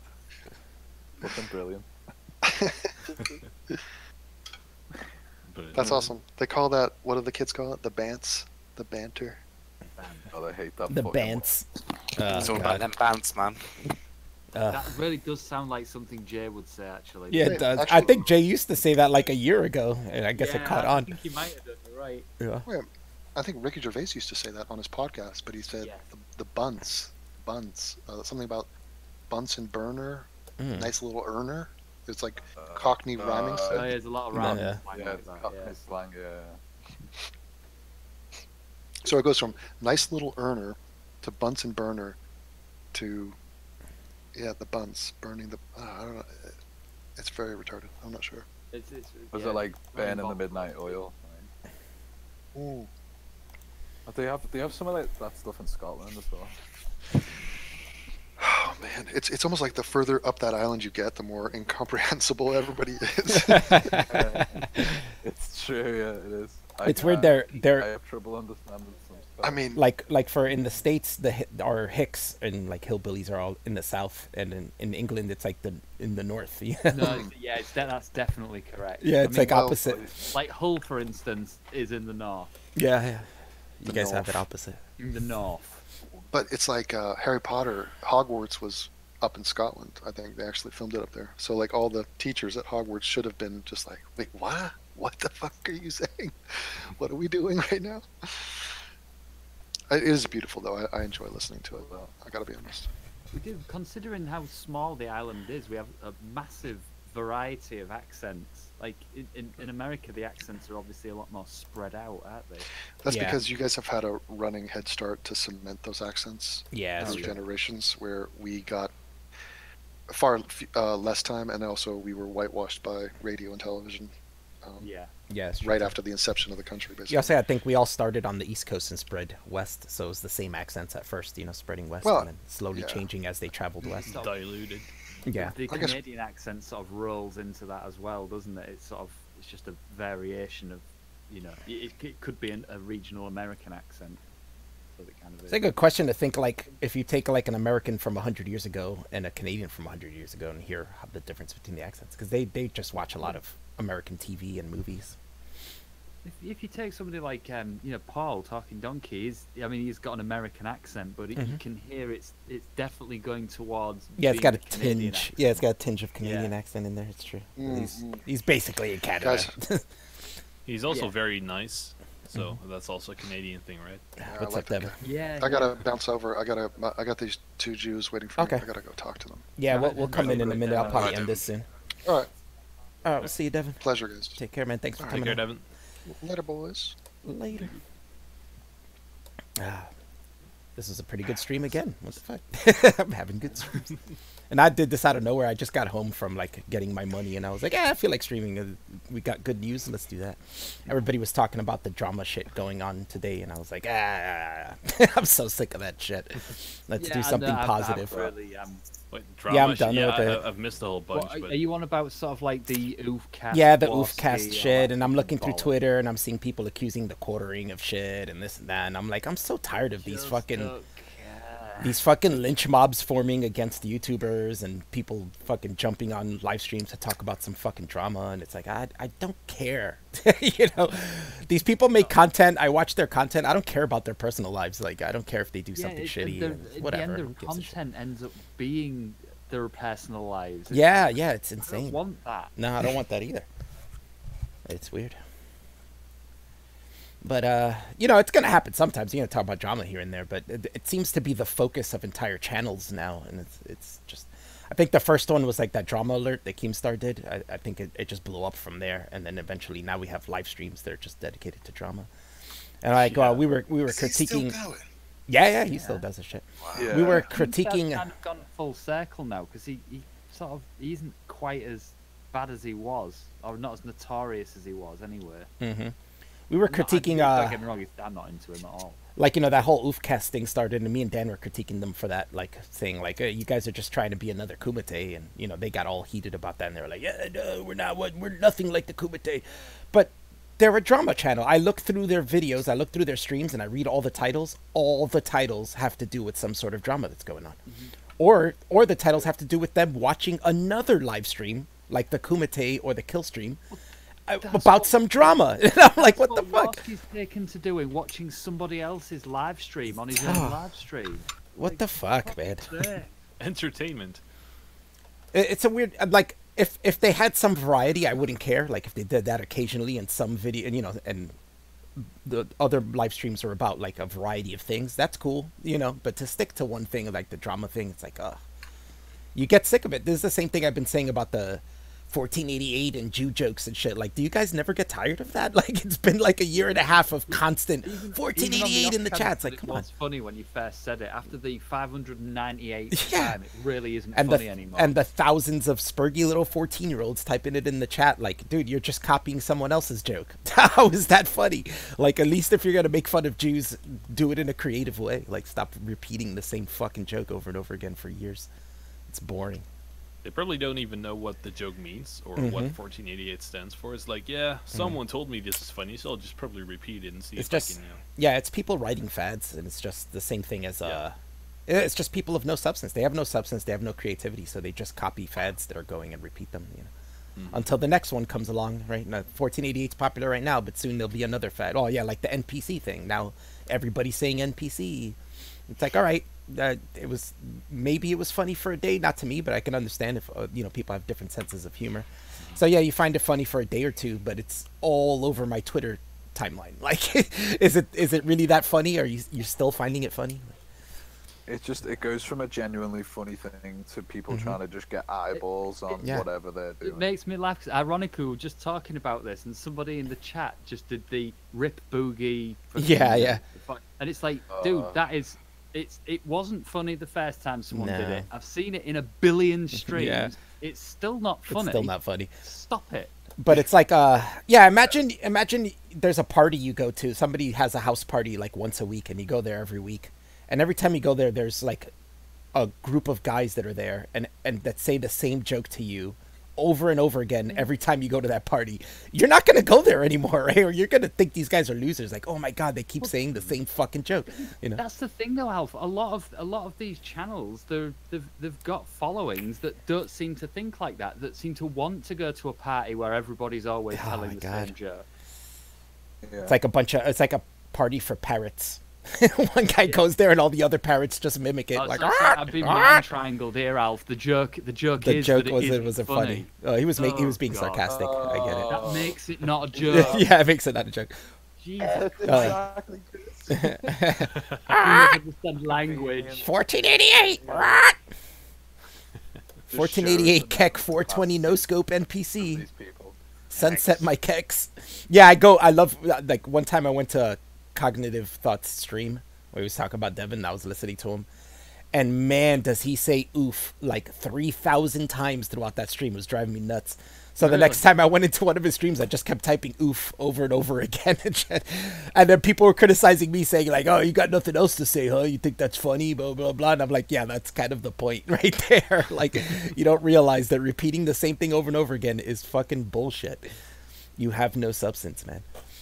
Half of these people you could actually replace with a fucking very simple scripted bot. Well, I mean, it's indicative to see that if you go on Cog's stream, he does sound clips and he does the same ones over and over again, and that's literally what you're saying right now. Like, he could be replaced basically with his soundboard. Have Carter program some algorithm. Yeah. You know. Yeah, let's get Carter on this. Yeah, let's get Carter. Carter, make me into a soundboard. He'll just repeat the same thing over and over again. I'll just do streams with that. Robo Elf. Yeah. Robo Elf. He says face fuck. Yeah, face fuck over and over again.